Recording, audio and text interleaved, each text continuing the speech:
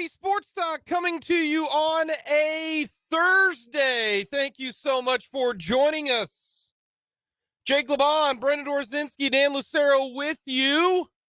And big news coming up if you're planning on going to Kansas City on Monday Night Football against the Patriots. Actually, no, that game was in New England. Yeah, I was going to say, if you were planning to go to Kansas City for that game. To New England, you're like, man, I've never been to Gillette. I want to go to Gillette. I want to see everything there is to see in that area, and I can't wait. Yeah, I want to see Patriot. I want to see Patriot Place. I want to. We're gonna leave on a Friday. We're gonna stay Friday night, Saturday night, Sunday night, and we're gonna watch the game Monday and come home. It's gonna be great. No, it isn't, because it is no longer on Monday night for the first time ever. Monday Night Football is being flexed. Chiefs, Patriots, not on Monday night, the 18th. They will be on Sunday at noon. I cannot believe that the very first ever Monday Night Football game that is going to be flexed involves Patrick Mahomes. Taking the Kansas City Chiefs and Patrick Mahomes out of primetime. This is a new low.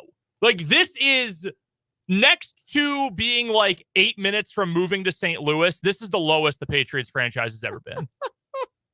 It settles it. Andy Reid, greatest of all time. I'm sorry. Bill Belichick can't get his teams that competitive that they moved Patrick Mahomes from primetime. That's wild, man. That's incredible. I really do feel bad for, and this is the reason why flexing games from Thursday night and from Monday night to a different time. I feel bad for anybody who planned for that Monday night game. Mm-hmm. You planned everything. If you're going to that game, like if you're a Chief fan, you planned for that Monday night game. You didn't plan for a noon Sunday. Mm-hmm. What if your tickets flying into Boston flies in at like 3:00 in the afternoon? That's a reasonable time. Yeah. That's a reasonable time. Hey, you know what? We'll land at 2:00, get to experience Boston, maybe go see some tea in the bay, that kind of thing, little I'm sure it's party. still sitting there. Yeah. Go out, go hang out with Mark Wahlberg, at Fenway Park. And then What was that? it's my Boston accent. Not great. I never said it was good. And then wake up, get what is the bagels are New York? I don't know what it is in Boston. Anyway, Lobster beans, rolls. hang out in Boston Sunday morning, Cream pie. Get there, and then go to the game. Like, this totally screws with you. Well, it totally does. You are operating under an assumption. I would like to object. Facts not based, evidence not factually based here. That the NFL cares at all about the consumer. Oh, no. The in-person consumer. The NFL would play games on a sound stage. You know how we know? Because they did. When we were in the middle of a global pandemic, they put these games on in front of nobody. They don't give a damn if you're buying tickets, going to the game or not. Hold on. They don't care at all. I understand that. I'm just saying that this is going to cause a lot of people a lot of problems. And that's a bummer situation. Well, I'm not gonna lie to you. Send Roger Goodell your receipts. See where that gets you. Kind of like that one lady sent her receipts to Morgan Wallen for canceling his show. And she spent how much money at Rebel Rags again? Do y'all remember that? $4,000 Several at Rebel hundred, Rags. yeah. Here's $35,000.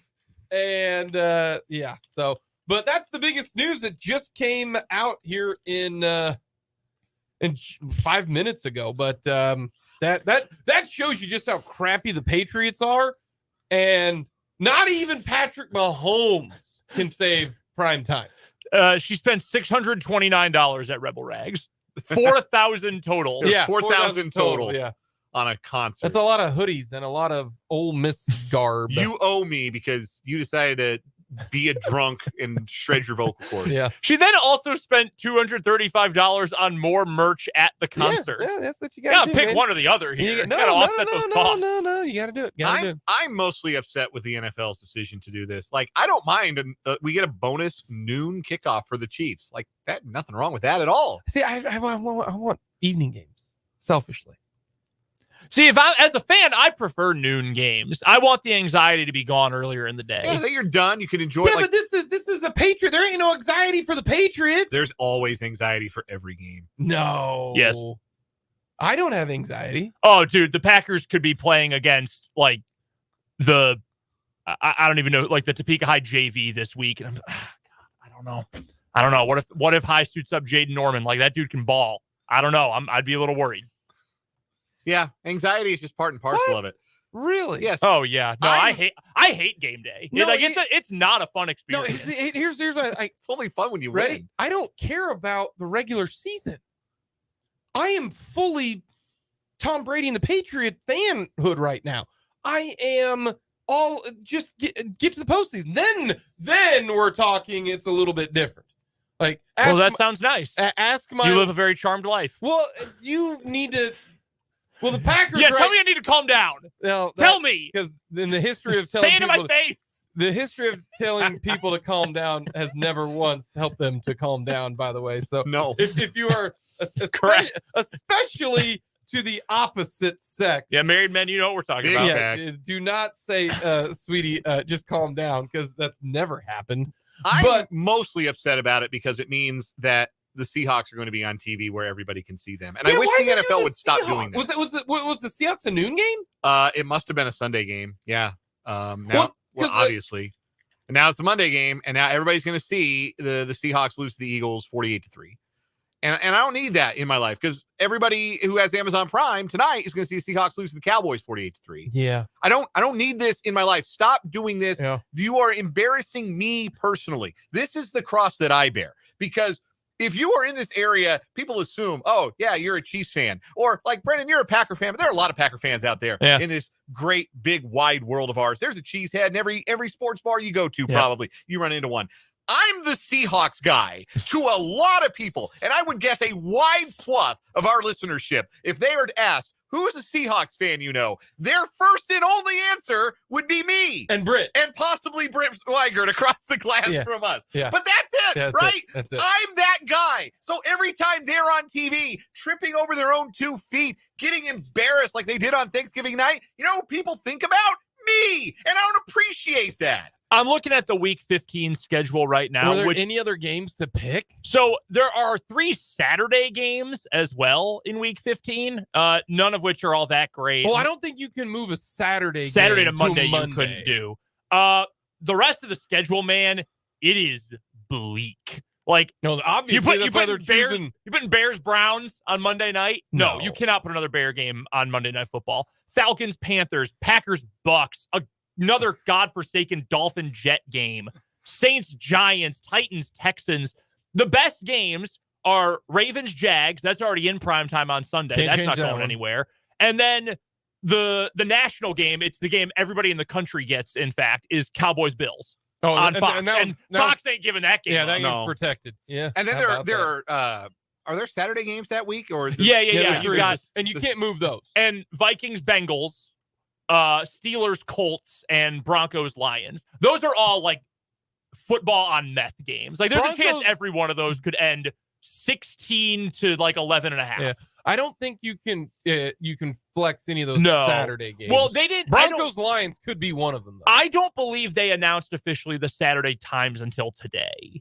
Yeah, I don't. I think that wasn't made official until today. But that stinks. It really does. I like primetime games. I play them at night. Sweet, you know. I just feel sick to my stomach all day. Ugh. Well, this is not you. This is a Chiefs situation. You're good. You know. If I was a Chiefs fan, I probably would too. That's just how I am. Like I'm just very emotionally attached to things to the point where they make me feel ill physically. Yeah. Like for now, as a Chief fan, as we sit here you would have told me that back even when Alex Smith was the quarterback. Mm-hmm. I would have been like, yeah, no. But right now, I know the Chiefs are making the playoffs, and the season is now a 3 and/or 4 game season for the Kansas City Chiefs. Like I have altered my expectations. My day is not ruined. Like when the Chiefs lost to the Broncos, not a big deal. Because Chiefs going to make the playoffs. Is the offense getting better? Sweet. Are the Chiefs healthy in the postseason? Awesome. Then I'll worry about that. That's all it is. That's all it is for the Chiefs right now for me. Remember that old Mitch Hedberg bit about being hungover and saying, well, what people say you shouldn't drink because you'll get a hangover. He says, yeah, the after is not fun, but the before and the during part are amazing. I won't eat this apple because one day it'll be a core. Right. Like, watching sports is the opposite of that. The after is the best part as long as you win. The before and the during are miserable. Well, we got a lot to get to. That probably means we're doing it wrong. No, that really is what it's like, though. Like, if the Packers are up like 48-17 in the fourth quarter, I need like 6 minutes on the clock before I feel like, hey, nice, good win. Even then, I needed to get under 2 minutes. Man, now with the Chiefs defense being good as heck, I'm like, let's ride, baby. I'm all good now. I'm in a great spot. Jake, I mean this with all my heart. I envy your perspective. Yeah, I truly do. I think there are probably a lot of people listening who envy that perspective as well. All Chiefs fans need to have my opinion. You know, it's kind of like you're not wrong. You know, like your opinion is wrong. Like your opinion needs to be my guys out there. Chiefs Kingdom. You're making the playoffs. You're going to be the first or the second seed, regardless of what happens Sunday against the Packers. Okay. Ironically, this is a game I'm like weirdly fine with because I'm assuming the Chiefs will win. Like that shit, they're gonna get beat. We talked about this yesterday. Who are you scared of? DTR? No, not DTR. What is his name? Dorian Thompson. Yeah, DTR. Yeah. You scared of Gardner Minshew? Are we really quaking in our boots over CJ Stroud? But here's the thing. You're viewing this big picture. I want to win every game more than I want to be alive. I care more about winning in week 14 than I do like waking up in the morning. That's age right there. That's me growing, being mature. I mean, you and Dan are almost the same age. Yeah, I haven't aged out of it yet. Some of us mature a little bit easier, but also, my team is good. Dan's team stinks. My team has been really good for almost the entirety of my life. But this year they stink. But I'm like this when they're good.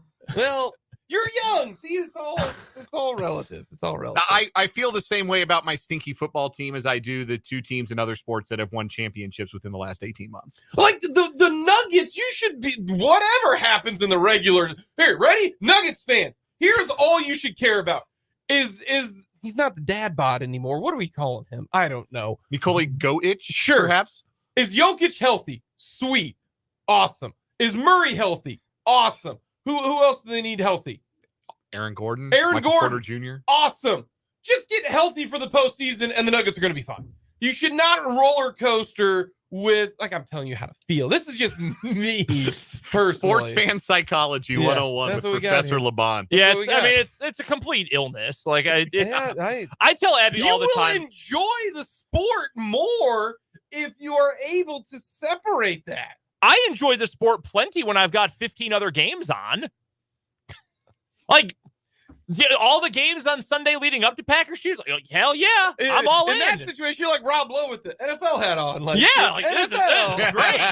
Sweet. Man, better sport. Homer Simpson with his TV sports pennant. Yeah, like, awesome. This is great.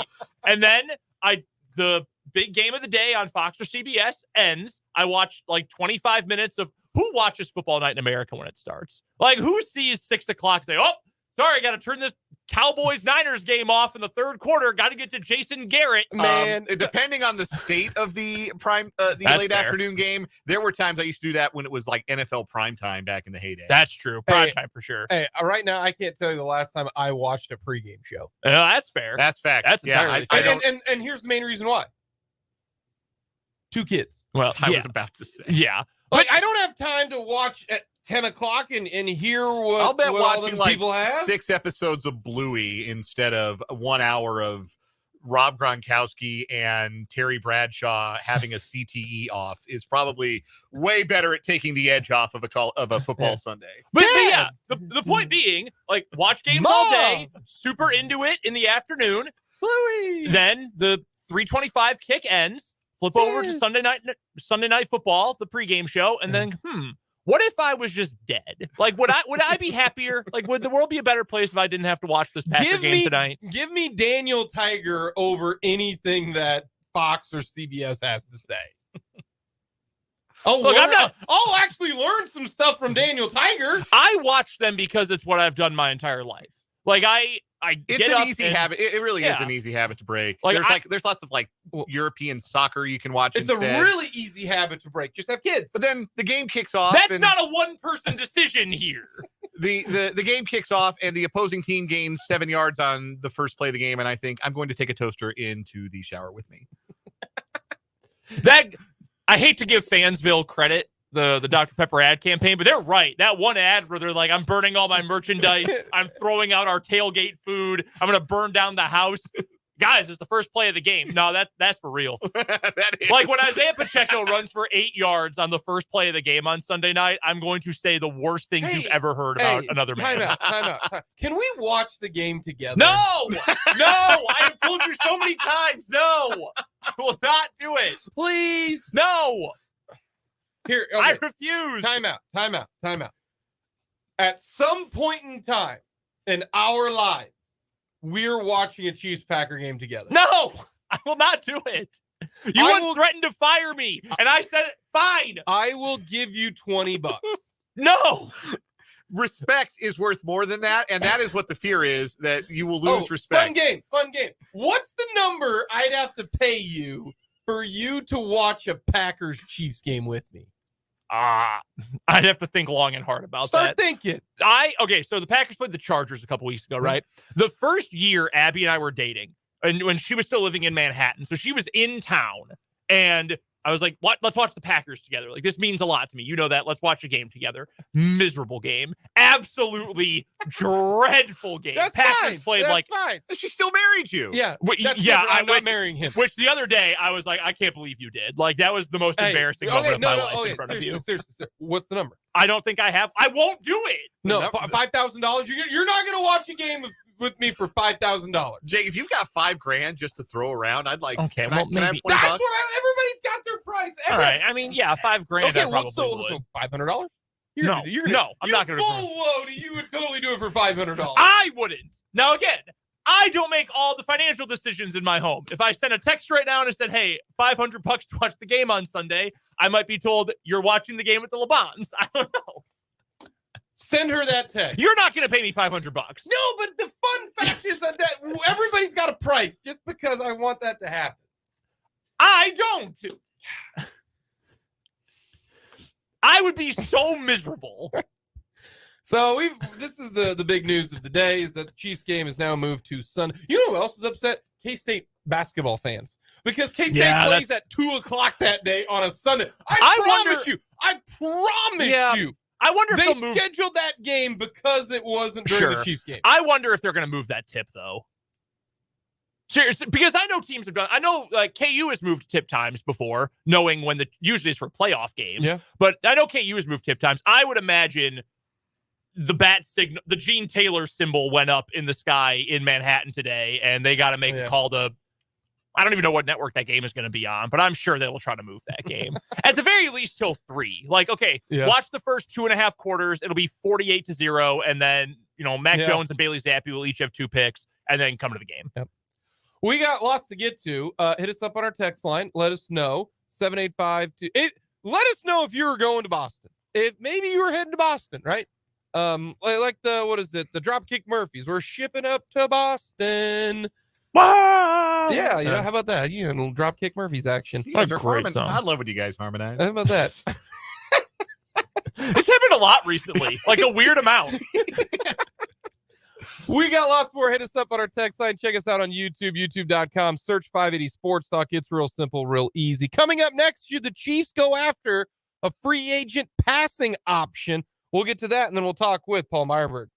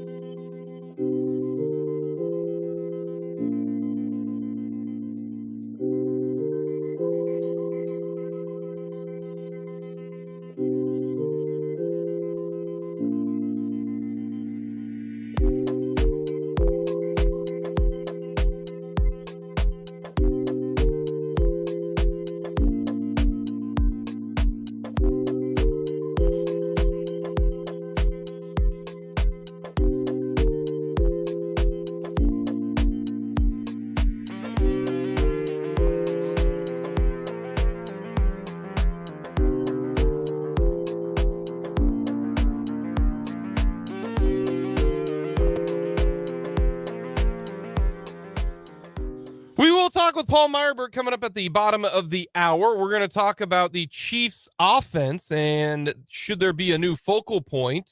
Rick Peterson's going to stop by. We will also hear from Mitch Holthus. And we got high school hoops. Our Lewis Toyota game of the week. It's going to be the Seaman Lady Vikes and Vikings taking on the Lions of Lansing. Are they the Lady Lions or the Lionesses? I don't know if there is I don't believe they are the Lionesses. I can say that for certain. But I don't know. A lot of schools in recent years have moved away from the Lady blank. Except for the Hornets. They are the Lady Hornets. At Emporia? Yeah. Yeah, now there are some schools that it is like a big part of their identity, like Tennessee women's basketball. They're going to be the Lady Vols forever. The Lady Bears of Baylor. Yeah.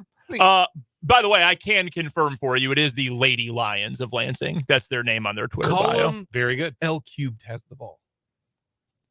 L Cubed? Yeah, the Lansing Lady Lions. L Cubed. Wouldn't that be L raised to the third? I'll think about it.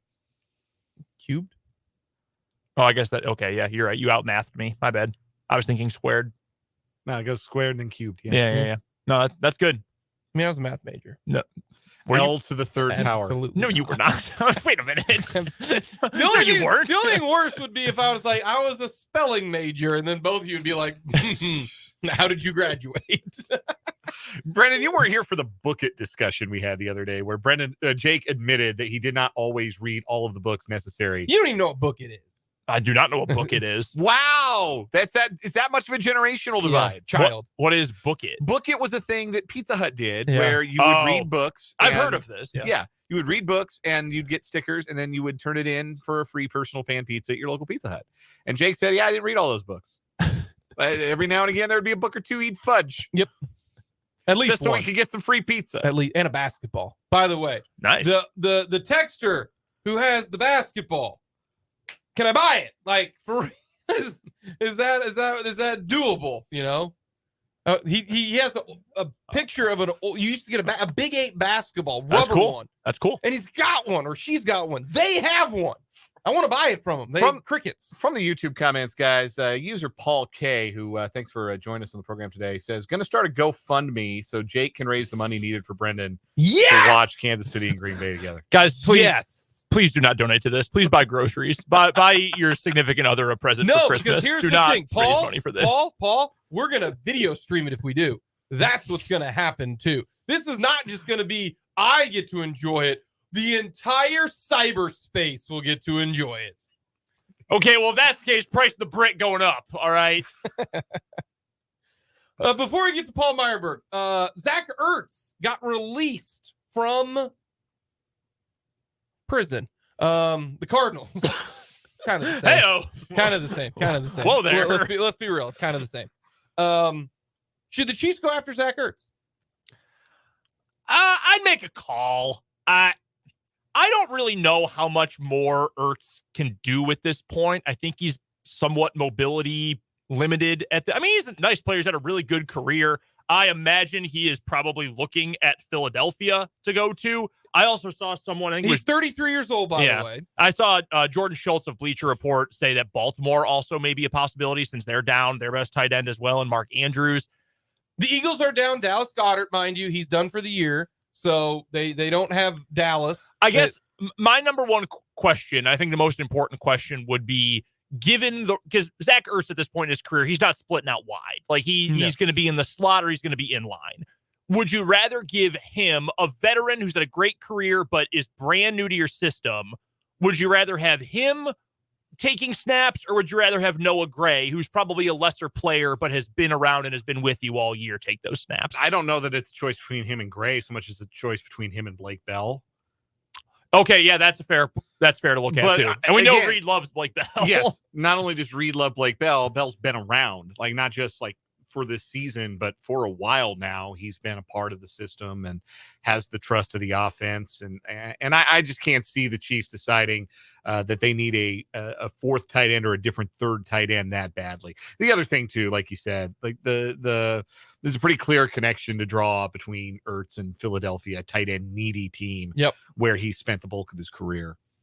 If he still has the juice, I do take a peek, but he is dramatically dropped in the last year. He had 400 yards receiving, 4 touchdowns. You can't look at his stats this year because look who he's playing with.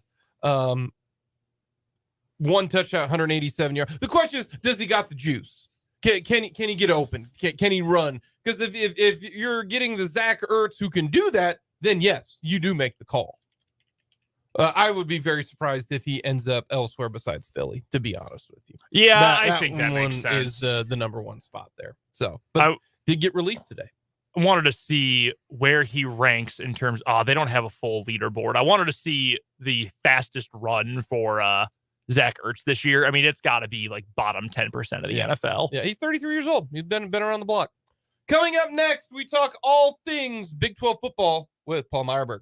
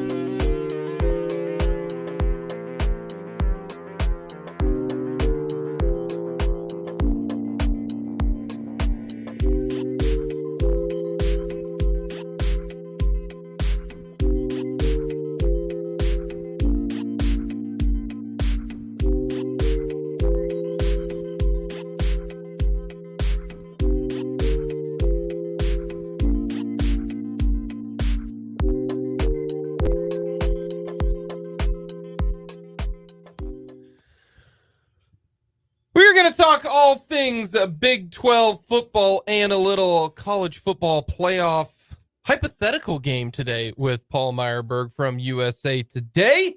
You can follow him on Twitter at Paul Myerberg as we are awaiting Paul to get on the horn. There's not a whole lot of games going on. Don't really care about Oklahoma State and Texas, to be honest with you.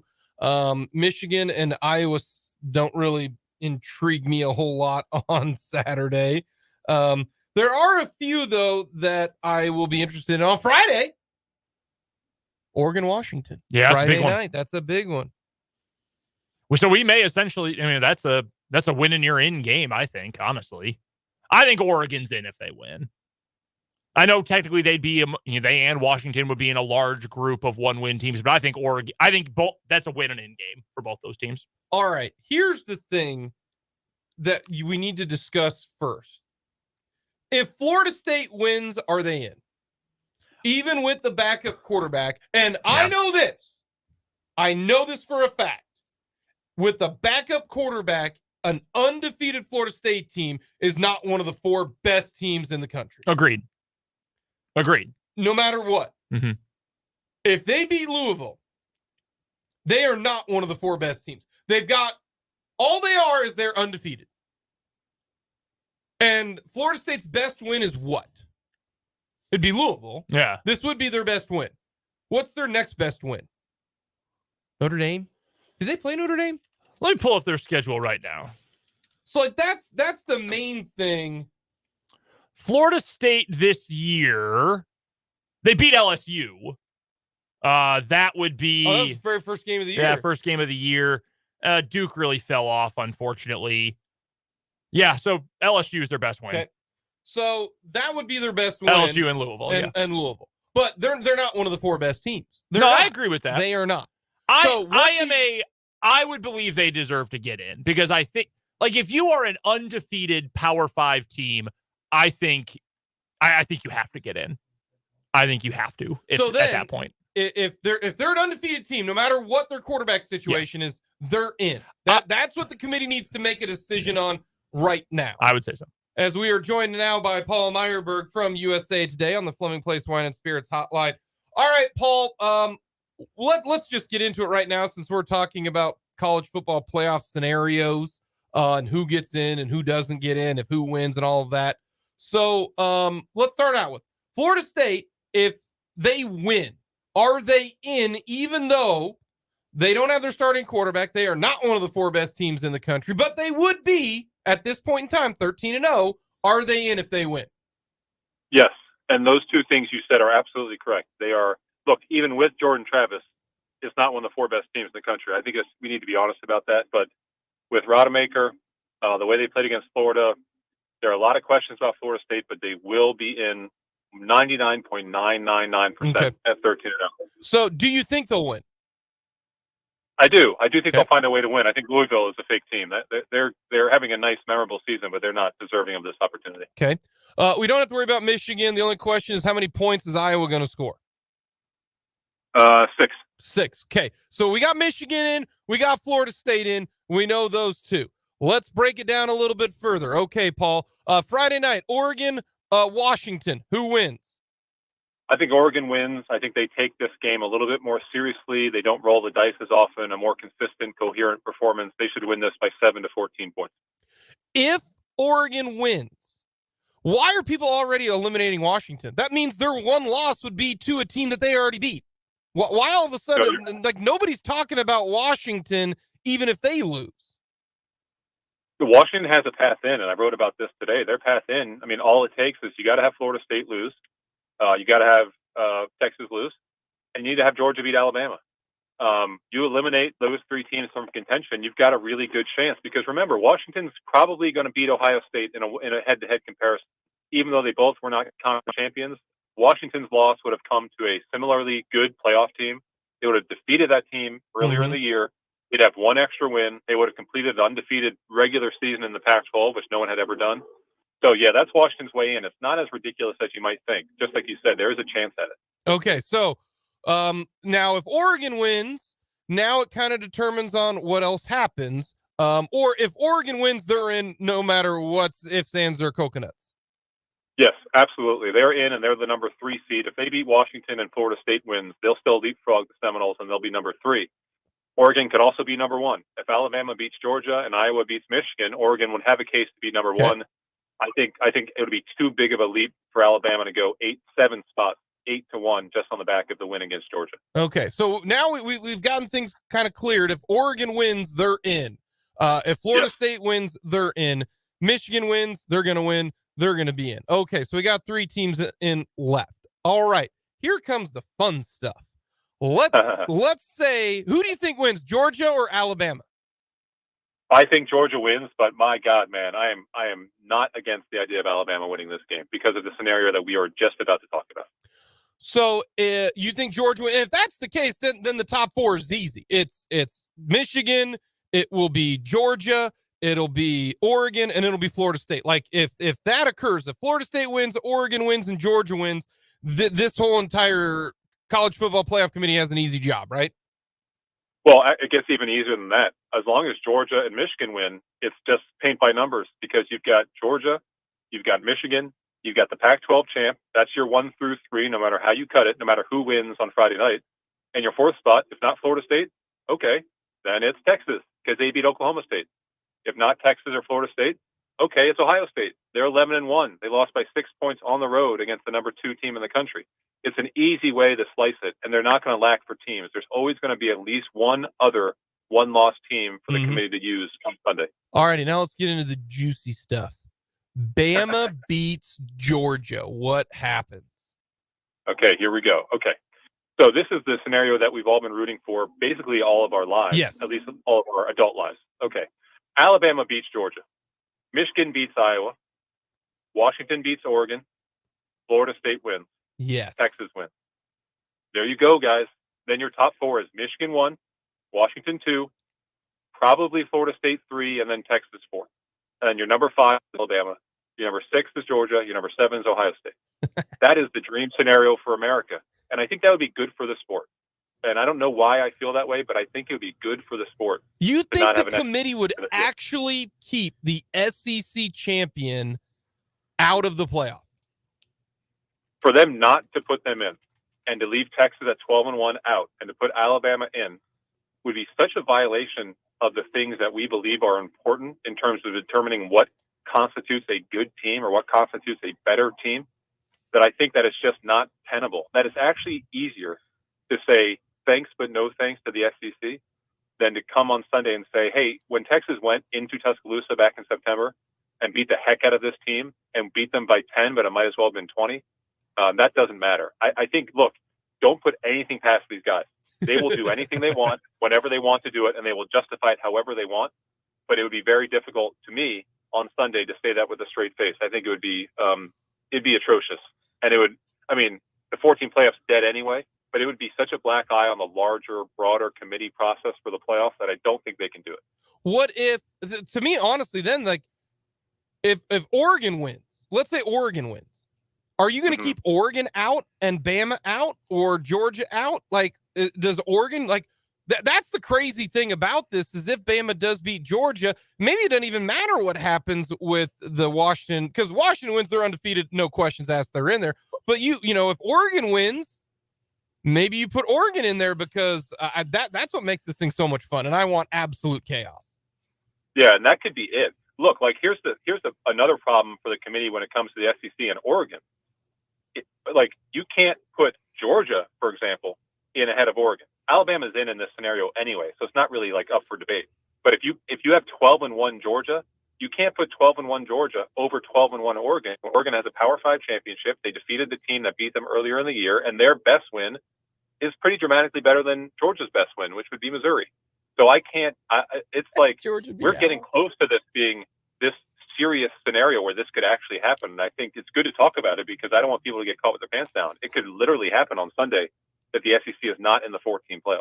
The real question, Paul Myerberg of USA Today, joining us on the Fleming Place Wine Spirits Hotline, is if he got wind that the committee was going to leave the SEC out, when ESPN CEO James Pitaro called the committee room, what would the ratio of profanities to other words be? Would it be an even 1-to-1, or what would that look like?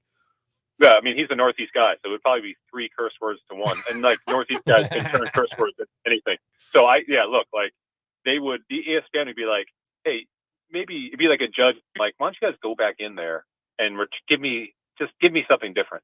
Like, just go back in that jury box and give me something different. That would basically be the equivalent.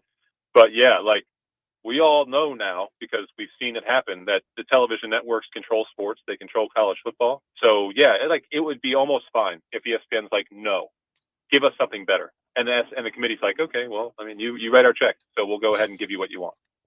We're chatting with Paul Myerberg from USA Today. It's the Big 12 breakdown here on 580 Sports Talk. Paul joining us via the Fleming Place Wine and Spirits Hotline. Real quick, Paul, I need to take a break from the football itself because I've been waiting to ask you a question for over a week now since we last spoke to one another last Wednesday. How was your mother-in-law's ham on Thanksgiving? Oh God, guys. Oh man. Look, like I took some home because I feel like I need, like, like what I believe on the inside is very rarely reflected in terms of how I'm like interacting with people. You know, like I'm a human being. Like I may hate what I'm doing on the inside, but on the outside, I'm like, oh yeah, hey, great. So I took like 5 pieces home with me, and they're just sitting in my fridge. So now it's like an art project. Like I'm going to keep this old dry ham in the fridge for as long as I can and see what happens to it. But this ham, guys, like I cannot describe to you. Like this is the kind of stuff that if you were in the Donner Party, you would eat this last. Like you'd be eating your brother before you ate this ham. How do you mess up ham that bad? It's so bad. Like it is absolutely unsalvageable. I've tried salt. I've tried pepper. I've tried hot sauce. I've tried gravy. I've tried the mashed potatoes. It's been years. This is like 13 years now of this ham, and you cannot salvage it. It's dead and it's done. And I only eat it because I want her to see me eat it. But my body is telling me the whole time, don't do this, don't do this, don't do this to us. But I still do it because I have to do it. It's terrible. I've been thinking about that for 8 days. I had to get an answer for it. Well, Paul, that was very nice of you to your mother-in-law to take some, even though everything was telling you not to. That was very kind of you. I did want to ask real quick about our local teams here in the area. I'll start with KU because they had a dominant win. We know how bad Cincinnati is. It is remarkable how badly they're coached. We've talked to you a bunch this year about how bad at his job Scott Satterfield is, but you don't really know until you see it up close. Like, wow, this team's incompetent. For KU, though, to win 8 games, Jason Bean comes back and looks absolutely fantastic. We don't know what bowl game they're going to go to yet, but I have to imagine this team is flying as high as anyone right now with that kind of momentum going into the postseason. Yeah, and that's a great question. I probably should know this or could know this just by Googling it. I don't know where they're going to land in bowl play, but to cap the regular season without slipping up against such an inferior opponent, like you're not surprised, but it's just such a good vibe. Such good vibes around KU right now. And if they can win their bowl game, like I said, against opponent TBD and location TBD and go 9-4, this is clearly a top 25 football team. You got Daniels coming back. You got a whole off season to get into the portal to do what you need to do in terms of addressing your holes on the line. So it's just good vibes all around, guys. And like you said, Cincinnati is so awful. They're so awful that the only like good part about watching them is that you can almost revel in how just how much of a disaster they are. But KU fans saw that up close and personal. Cincinnati is just not even on the same field with some of the best teams in the Big 12. Paul Myerberg of USA Today joining us on the Fleming Place Wine and Spirits hotline for the Big 12 breakdown. You can follow Paul on Twitter at Paul Myerberg. One dismissal of a head coach in the Big 12, Dana Holgorsen, out in Houston. Surprised at all? And what direction do you think Houston takes with their next hire? No, not surprised at all. And I think we've all known it for months that this was borrowed time for Holgorsen. One of the issues that he has just as a coach and a human being is that he's prickly. So when you get into a situation at Houston where you build up big promises, you had one good season on the back of an easy schedule, and you're making that much money, is when things start to turn south, you don't have a lot of supporters. So this was written in the that was in store for months. I'm not surprised at all. To me, there's only one direction that Houston should go with this. I believe this is where they will go, and that's Jeff Traylor from UTSA. I think Traylor, even at Texas A&M, would be a great option.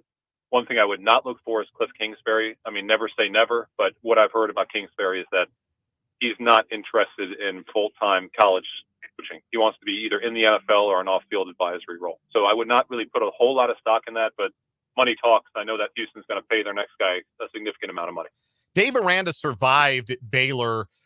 What do you think the ceiling for that program is under him? It looks like they're going to hire Jake Spavital away from Cal to be their offensive coordinator. Spav's a pretty good hire. He's a guy who at least knows the area. He can recruit the area. He's stuck at Texas State, but it's not really totally his fault.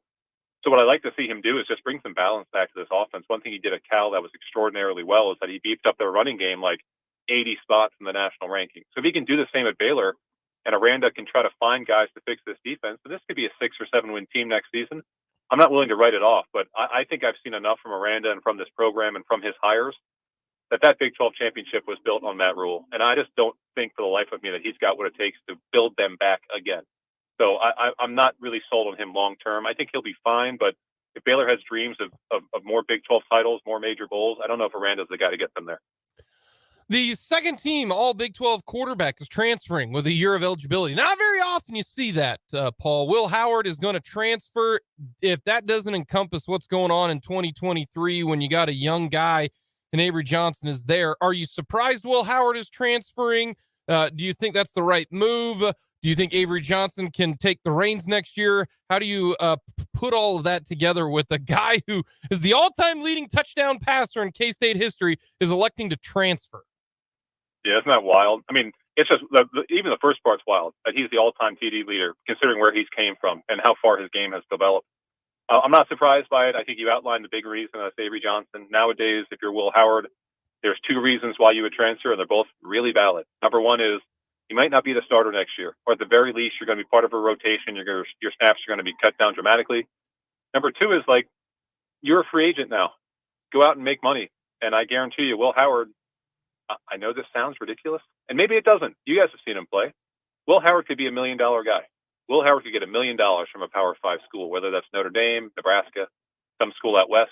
He can get $1 million. So I say go for it. And like I said, it'd be a different situation if there was no Avery Johnson, but you put those two together, it seemed to me, guys, like the writing was on the wall in the last 2 or 3 weeks. Like this seemed like it was on the verge of happening. And the speed that it happened, I mean, clearly he had thought this thing through. All righty, last two questions. Who is in the playoff? Your final prediction, what will it be? Yeah, I think we're going to get chalk, guys. And I think the big key is that Georgia's going to win and Florida State's going to win. So you're going to be Georgia and you're going to be Michigan. Like I said, I think it'll be Oregon. But either way, it's Georgia, Michigan, Pac-12 champ, and Florida State. It would have been great, guys, to have this sort of chaos, and the potential was there. But as we get this close to the finish line, it's rare, as we've seen in the 10 years of the playoff. It's pretty rare for a team to stumble this close when you're already in the top 4. So I think these guys get it done, and that's your top 4 on Sunday. All righty, you have a Heisman vote. Don't tell the Heisman people who are listening, because you'll get in trouble. Who's gonna win the Heisman? Yeah, so let's just play it out, and I'll say Oregon will win. My top 3 is going to be Bo Nix, number 1. Quietly had a historically confident season at Oregon, one of the best years in terms of completion percentage ever. Number 2 would be Jaden Daniels. I don't love that. It's not something I'm crazy about, but the numbers speak for themselves. Whatever. I mean, he'll be number 2. And number 3, it will be Ollie Gordon, even if Oklahoma State loses, as long as he doesn't, put up 12 carries for 25 yards. He's got to have something going, in other words, to be my third guy. If not him, I'll make it a wild card. Truth is, I may not vote. You never know. I'm going to leave it up to chance. Paul, we appreciate the time, my friend. Have yourself a great championship Saturday, and it'll be the final selection committee for just 4 guys or 4 teams. Gotcha, guys. Okay, thanks again. Talk to you soon. That is Paul Myerberg, USA Today, on the Fleming Place Wine and Spirits Hotline. So, he likes Florida State. If you're 12-0 and you win the ACC, you have to be in. Yes. Because I agree. I agree. Even with Jordan Travis, that might not be a top 4 team in the country. I think Bama's got an argument. I think the loser of the Pac-12 championship game has an argument. Totally agree. You won a power conference with an undefeated regular season record. That has to matter. That has to be a part of this equation. I forgot they beat LSU. That was a good win. Crushed LSU. That's a good win. Yeah. That was a good win. That was a long time ago. A long time ago. That was back when Aaron Rodgers was still playing. We got lots to get to. Wow. Coming up, we'll talk about the Chiefs and the Royals and where they're going to go.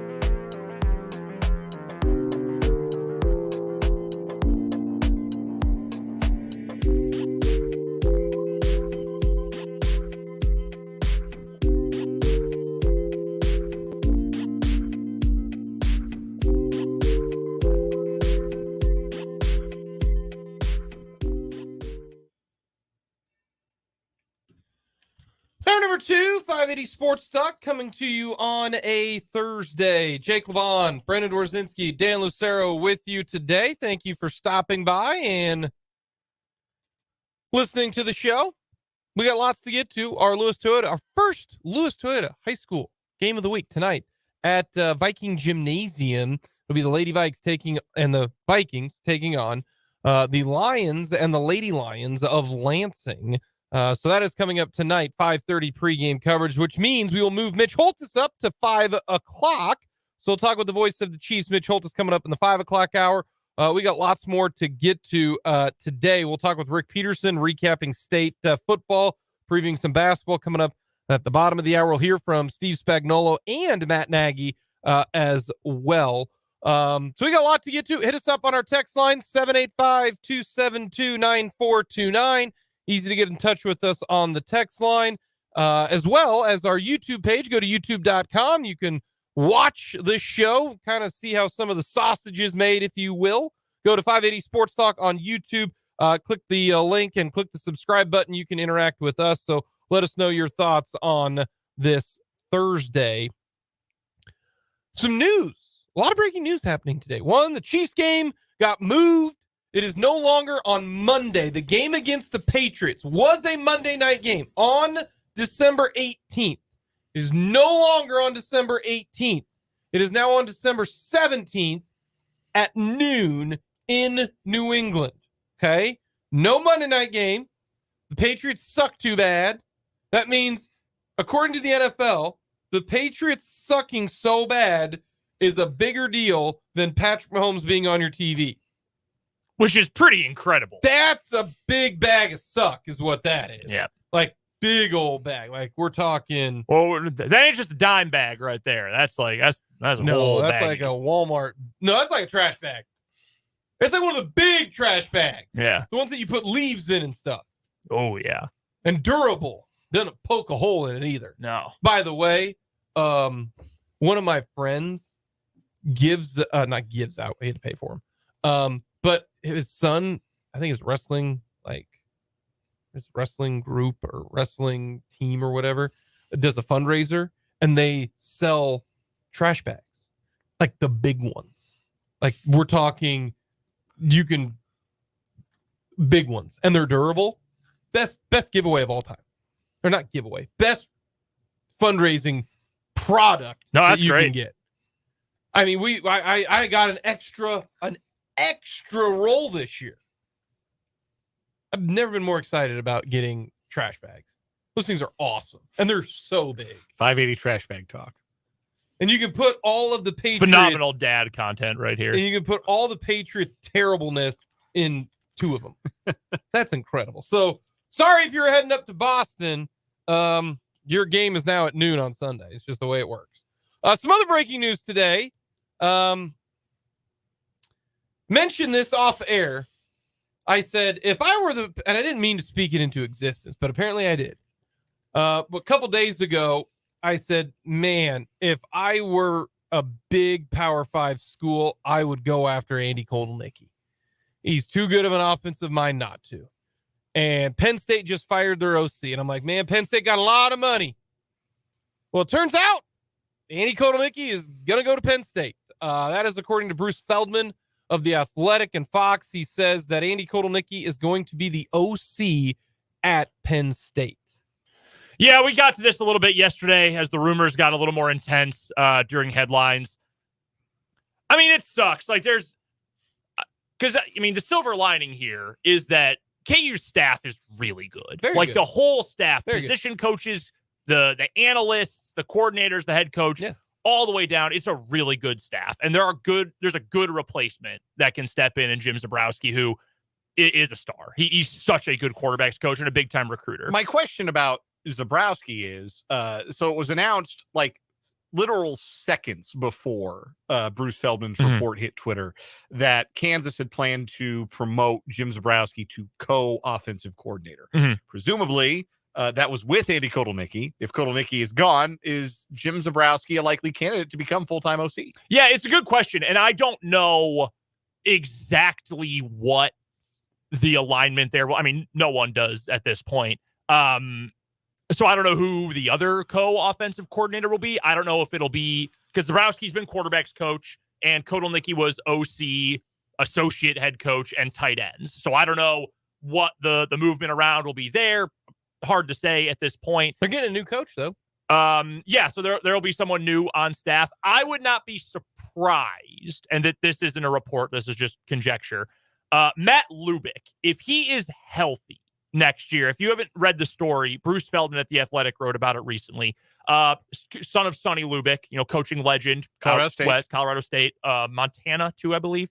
All-time great college football coach. On the Miami staff. Yeah. His son, Matt, also long time college coach. He's currently going through treatment for leukemia, and he's an analyst for KU, but he's doing all of his work essentially via Zoom from where he's getting treatment at his home in Colorado. The KU staff, Kotelnicki and Leipold among them, have said, he's a huge part of our staff, but since he's not in an on-field role, he can get treatment and still work during the week and help game plan. If he is healthy enough, I would not be surprised to see him get promoted to full-time. He also might not be willing to do that at this point because he liked being off the field for those purposes. So I don't know, but KU's got some options for what they can do, have a pretty vast network of analysts they could potentially promote. But again, Zabrowski's going to do his thing with the quarterbacks. He's been awesome. KU's also promoting Jordan Peterson, defensive backs coach, to co-DC. There were some other rumors that I just caught wind of last night that some teams were poking around on him. He is a superstar recruiter. All of KU's big-name defensive recruits, I believe, in this year's class, all Jordan Peterson guys. He's a star. Couldn't let him go, so he gets a promotion. All that is good, and that is the silver lining. And I'm fairly content. It sucks that Kotelnicki is gone. How much is he going to get paid? Do we know? It's got to be north of $1 million. Yurcich was making $1.7 million. And 1.7? And that's being terrible? Yeah, I mean, he had success at Oklahoma State. But yeah, he was getting 1.7 reportedly. Yeah, it's hard to compete because what was Kotelnicki getting, $800K? I think he had gotten $1 million with his latest contract because they all got raises last year. I would assume he's getting 1.5 or higher. I mean, if you're Penn State, I said this to you yesterday. If you're Penn State and you're looking at what you've been running on offense and you look at what everyone else is running on offense in the Big Ten, there's some teams that are good offensively, but there's not a lot of wow. Michigan's offense is good, but you don't go, wow, they run some incredible stuff. They have better players. And that scheme is amazing. No, they just pave you to death with their offensive line. And better players. Ohio State, their wide receivers are great, and they can run some unique routes. Better players. They've got pro wide receivers on a college team, but you don't look at that and say, man, they are just out. The X's and O's are just killing you. No, you don't really look at them and say that. No. So if you look at Andy Kotelnicki and you say, oh my God, he is doing that with, KU's got good talent, but let's be realistic. KU's talent is not upper tier Big Ten talent, at least not at this juncture, right? You can say, well, shoot, look at the running backs we've got. Look at the linemen we've got, because they've always got good linemen at Penn State. They've always got good running backs at Penn State. We need Drew Aller to be okay. And we can we could lead the Big Ten in scoring if we can run that kind of stuff. Now, is Franklin going to let him have autonomy? Because Lance Leipold did. Lance Leipold said, hey, I'm coaching with you, but play calling, play design, that's you. That's you. I would guess that would be part of the stipulations of him. I would going think there. so. Well, I would think so. Because if it's not, how much longer does James Franklin survive in a job where it appears that he's bumping his head against a ceiling that doesn't make Penn State people very happy? Yeah. Flip side, he brought Mike Yurcich in, who had a great reputation as an offensive mind. He'd been the OC at Oklahoma State with a lot of success. He'd been the passing game coordinator at Ohio State, the OC at Texas. That felt like a great hire, and his offense at Penn State felt very much like a James Franklin production. So, and that's the worry there if you're Penn State. So look, we know Kotelnicki wants to be a head coach. It's probably easier to get a bigger head coaching job going from Penn State to a top job than KU. I mean, it is what it is. And I mean, it stinks, but it's the business. It's hard for me to be upset knowing what he wants to accomplish, knowing he probably got a big old payday. And I mean, I appreciate him. I hope every KU fan feels positively about Andy Kotelnicki because he has been a gigantic part of KU turning around, and the team has been fun as hell the last few years. So I wish him the best. It's hard for me to be upset about it. Well, I mean, I'm upset, but hard for me to be upset at him about more it. so that your This isn't school lost a good guy. This isn't Jonathan Smith leaving his alma mater at Oregon State with a last-minute Zoom call and a notes app goodbye to his team to bolt for Michigan State. I get it. It sucks, but I get it. The other kind of interesting thing that we were going to talk about a little bit more in depth, but it is still going on to the tune now that there's more noise. And that is the Royals and the Chiefs and what's going to end up happening with their location in Jackson County. We have talked about this a lot on this station. It doesn't really affect Topekans. Thank God. Where they're going to play. Is it, and I'm talking the Royals, okay? Mm-hmm. We're talking, I think a downtown ballpark on Kansas Avenue or the Boulevard would be fabulous, but nobody asked me. I'm with you. Dan, what's your opinion? I'd be fantastic about that. But in terms of, is it going to be in, the East Village, or is it going to be in North Kansas City? Doesn't really affect us a whole lot. We ain't paying taxes on it. Doesn't really affect us. But now it's to the point now where there is a Jackson County legislator named Manny Abarca says that the Chiefs and Royals in Jackson County are almost in a fractured relationship, that this is not going to work. To the tune of the Chiefs are very unhappy and the Royals are very unhappy, and they're fed up with the Jackson County leadership. And probably one person in particular. Well, a whole bunch. And the Royals are not pleased. Now, I think the Royals have handled this so poorly. But we don't know how Jackson County is handling this as well. There's been a lot of, the Royals have tried to say, hey, look, it's not a new tax. We're just going to continue the tax, where, hey, that's not terrible. You just keep paying what you've paid, right? Right? Well, sometimes, Dan, let me ask you this. Have you paid off your car payment? Mine, yes. Okay, cool. Let's say that last day that you paid off your car payment, okay? And your car company's like, no, we're going to need you to make that same payment for another 10 years. How are you going to feel? Not great. That's kind of this situation here. But the difference is, Dan, what if I get you a new car, one that's got a lot of bells and whistles, really cool, we think it's going to be great, and all you have to do is keep paying that same car payment. That's all you got to do. Okay. Changes your perspective. Okay. Because that's basically what it is. You still have to make that car payment, but we're going to give you a state-of-the-art new car. That's what we're going to give you. So it's not quite like, oh, well, I still have to pay for my same crappy car. No, you're going to get a brand new car, but you still got to make that payment. Here's my big question with all of this is the Royals want to be in a downtown spot, right? The Chiefs have been very quiet in all of this. I mean, real quiet. That is the one thing to me that is the most interesting if you are on the Topeka side. Because what if the Chiefs get so fed up with Jackson County that they decide maybe we'll see other places? There's about 2 spots that the Chiefs could go. There was the spot, remember we found out it was the last year that they looked into a plot of land in Olathe. Okay. But then there's also good old Wyandotte County out by the Speedway, where there's a lot of room. And what do the Chiefs want? I want my space. I want my space. Because they want to put up together the entire kingdom. Now, they have that in Jackson County once the Royals leave, but maybe the Chiefs will be able to do something with that. We always thought, well, why don't they build it up out there? Why don't they? It's never going to get built up out there, ever. But maybe if you get rid of the Royals and you put new Chief Stadium where the Royals is, and then you can build something around it, I don't know. So that, to me, is the only thing that really is intriguing with all of this is I don't see the Royals moving out towards Wyandotte and the Speedway. I don't. But I could see the Chiefs. I really could. So that is something to keep in mind with how this is all going down on where the Royal Stadium is going to be and what about the Chiefs. Now, the last thing that I'll say about this, I don't see the Chiefs leaving Missouri. I don't. Well, and it's just, I know you've got a point. I was going to say, Quentin Lucas, mayor of Kansas City, he tweeted yesterday, like, hey, and by the way, when it comes to the Chiefs, this is going up to the governor. Like, and that's they ain't going anywhere. And that's my number one point for any Chief fan here in the state of Kansas.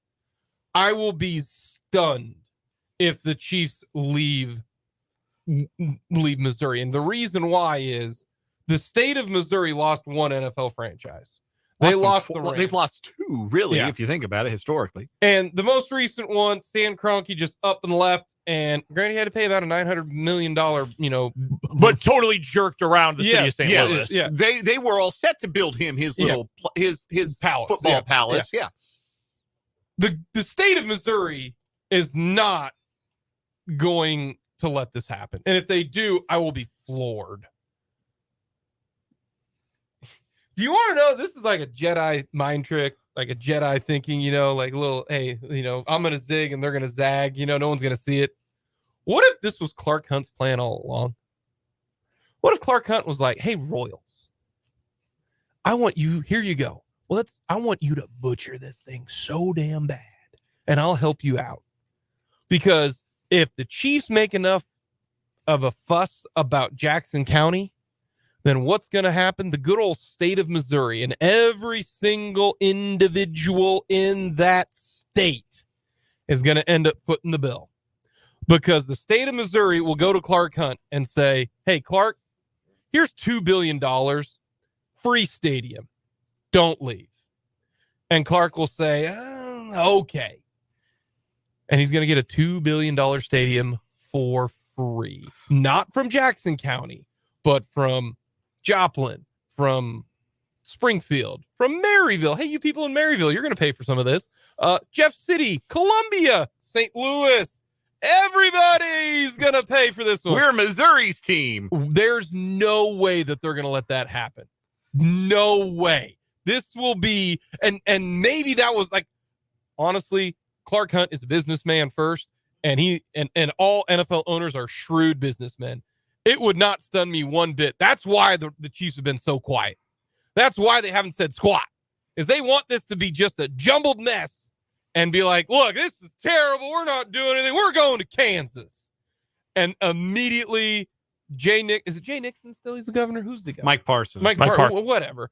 The Mike Parsons gigantic, light, like the bat signal is going to go up, and the state of Missouri is going to give Clark Hunt everything that he wants. And a guy who's worth $6 billion is not going to have to pay a nickel for a brand new stadium. Everything he wants plus a roof, because I still think part of the calculation long term, 2 things. 1, you got a roof, you can have a Super Bowl. Number 2, you know what else you can bring back to a place that's had a certain event more than any other city if you have a roof? The World Cup? No. Final Four. Yeah, Final Four. I think that is part of the calculation too long term when it comes to a new stadium. I just want the roof to be, you can open it or close it. I will tell you this right now. And I totally agree with your point. Like all factual, all logical business. I get it. I will have so many mean things to say about the Chiefs organization if they become cowards and put a roof on their stadium. No, that's what I'm saying. Like, I want them to, so they can leave it off. Retractable. Yeah, so they can leave it off the football games. Yeah, no, I hear you. And keep, now granted, this is going to be a brand new stadium, so it ain't Arrowhead, folks. Oh, no, it will be GEHA Stadium. Arrowhead would be gone. It would be, But Cerner Field at GEHA Stadium. They ain't leaving the state of Missouri, folks. Like, God, but what if they did? Hey, first of all, I hope it does. Park it right next to Kansas Speedway. That's a 40-minute drive from my house. Hell yeah. Fully on board with that. I want that to happen. Jackson County, Missouri, screw it up so bad that they go there. I hope that happens. And it can, folks. Don't think that it can't. They moved the 49ers all the way down to Santa Clara. Don't think that this isn't something that is doable, okay? It is very doable in this day and age. Let me throw an idea out there for you. Okay, just a hunch. What about the Topeka Royals? There's a lot of space, and I know folks got farms up there. There's some houses scattered about. You go north, like very north Shawnee County, southern Jackson County. I know there are some folks who listen to us who live up there. What if you were neighbors with the Kansas City Royals? Can you imagine? Let me pitch you something. Like 62nd Street. You got a 6:40 first pitch, right? 6:40 first pitch. You jump up on 75 highway, you grab a quick early dinner at the pad, and then you go catch the Royals. The cheese curd. Can you imagine? Can you imagine a better summer evening than that? Absolutely. Because I cannot. I cannot imagine a better one. Yeah. Just a thought. I mean, Shawnee County. We had the Topeka Reds. We had the Topeka Owls. We had, some minor league teams. I'm just saying, Madam Governor, you want to really make a pitch? Bring them to the capital city. I know that Kansas and we change it to the Monarch City. Really fill in the whole royal aspect. I know that the part of the Kansas gambling revenue goes towards a fund to help bring the Chiefs to Kansas, right? Mm-hmm. Good time to use it. It ain't gonna happen. Like, there's no way. I've often thought that the Capitol Plaza area would be perfectly expanded upon by dropping a 40,000 seat baseball stadium right there. So there's some news happening. Beers there at the Iron Rail, Royals baseball, and you only have to park one time. I'm just saying. I'm on board with that. The Barrington Royals sound great. Coming up next, we got either or. George Brett, the greatest hitter in Grantville Royals history. Coming up next, we got either or over under, and then we'll talk with Rick Peterson.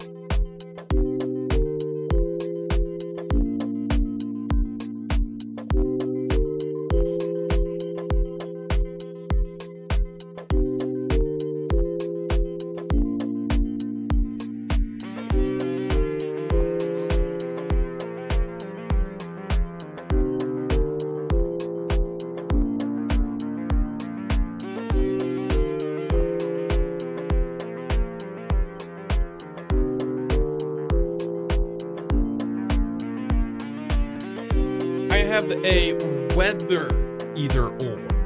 Okay. What day is tomorrow? December 1st. Oh, yeah, December 1st. You both are correct. Yeah. Or did I say date? I don't know. Sometimes it's anyway. You said day, and All right. technically I was right. Yeah. What would you rather have? The entire month of December and January. Hell no, let's just say the month of December. The entire month of December, there is going to be a foot of snow on the ground, and it will never get above 0. Okay. But January and February and March, all temperatures will be 50 degrees. What are you taking? Or just ride it out, do whatever you want. Okay, I was going to say, what's the alternative? Just say, let's ride it out. As someone who is segueing comfortably into my we need the moisture years, of that being something that I say and mean it sincerely.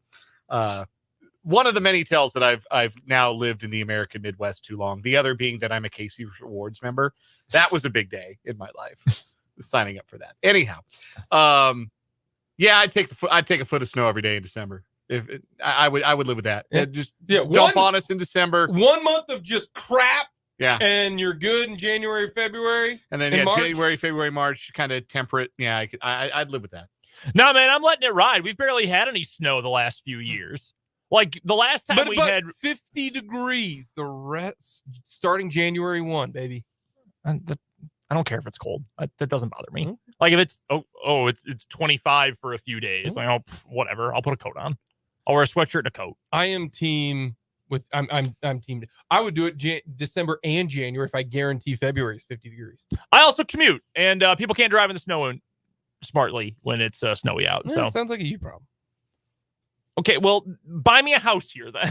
No, this more is just to each their own is what I'm talking about. Yeah, no, like give me 0 degrees for 1 month. I'll tough it out as long as I it's like better. snow. How you'd be okay telling your kids like, sorry, no more snow. It's New Year's Eve, your last snow day for the year. It'd be so sad. My son would be very sad, but then I'd be able to tell him that you get to go outside every single day in January and February. And he would be all about that. He just wants to be outside. It's hard to be outside when it's really cold. Yeah. And with that attitude, maybe. Well, my son apparently did not get. He doesn't get cold. Man, he doesn't. He'd hang out there forever. Son, it's 7:00. It's freezing out. Well, I want to play in the sandbox. No. Hey, there's a lot of fun stuff outside. I get it. We got a good situation going on back there in the backyard. Over under 2.5 undefeated teams in the college football playoff. You've got 4 right now. Under. Yeah, I think it's going to be under 2. Michigan I think and Michigan and Georgia are going to win, and I think Florida State and Oregon are going to lose. I forgot about Georgia. Yes, that little plucky underdog, the Georgia Bulldogs. I did. I completely forgot about Georgia. You guys seem to be ignoring undefeated Liberty. Is there any particular reason why? Other than I wish the university didn't exist. Yeah. No, I'm going to tell you, I forgot about Georgia. Forgot about the team who's won 29 in a row. Yeah. So you're going over then. Yeah, I'll take the over. I think Florida State's going to win. I think Florida State loses, and I think Washington loses. I want Washington to win. I would like to see them in. I'd like to see Michael Penix in the playoff, but I think Oregon is playing as well as anybody right now. So I say Florida State loses, and I think Louisville's going to get them, and I think Washington loses. So I'll go under. You go to a brand new Mexican restaurant you've never been to before, and you have an option with your basket of chips, salsa or queso. What direction you going? Queso every day, twice on Sunday. And even Monday, Tuesday, Wednesday, Thursday, Friday, I am team queso. The question is, Dan, do I go with the white queso or the yellow queso? That is a better question. Well, what is your answer? I've never been there before. Yeah, you've never been there. So you got like you don't don't have pictures. No, you don't get to look at a picture. They're asking you upon I like being white seated. queso over yellow queso, but my wife loves yellow queso over white queso. So if you put it in front of me, I'll eat it. And that part doesn't affect me. I'd go queso too. I like salsa, and I'm not going to complain about it. See, it also depends on the meal I'm ordering as well, because the queso, That's a little heavier on you. That's a little more you're filling up with, whereas salsa a little bit lighter. And there's a chance that what you order might be smothered in queso. Amateurs. So the salsa gives you a bit of a different flavor. Power through that. If you ain't feeling miserable after eating unlimited bottomless chips and salsa and queso in your Mexican dish, you didn't even eat Mexican. Facts. If you don't have I wish I wouldn't have ate so many chips before your meal comes out, you didn't even really do it. Fair enough. Coming up next, Rick Peterson joins us to talk all things high school sports.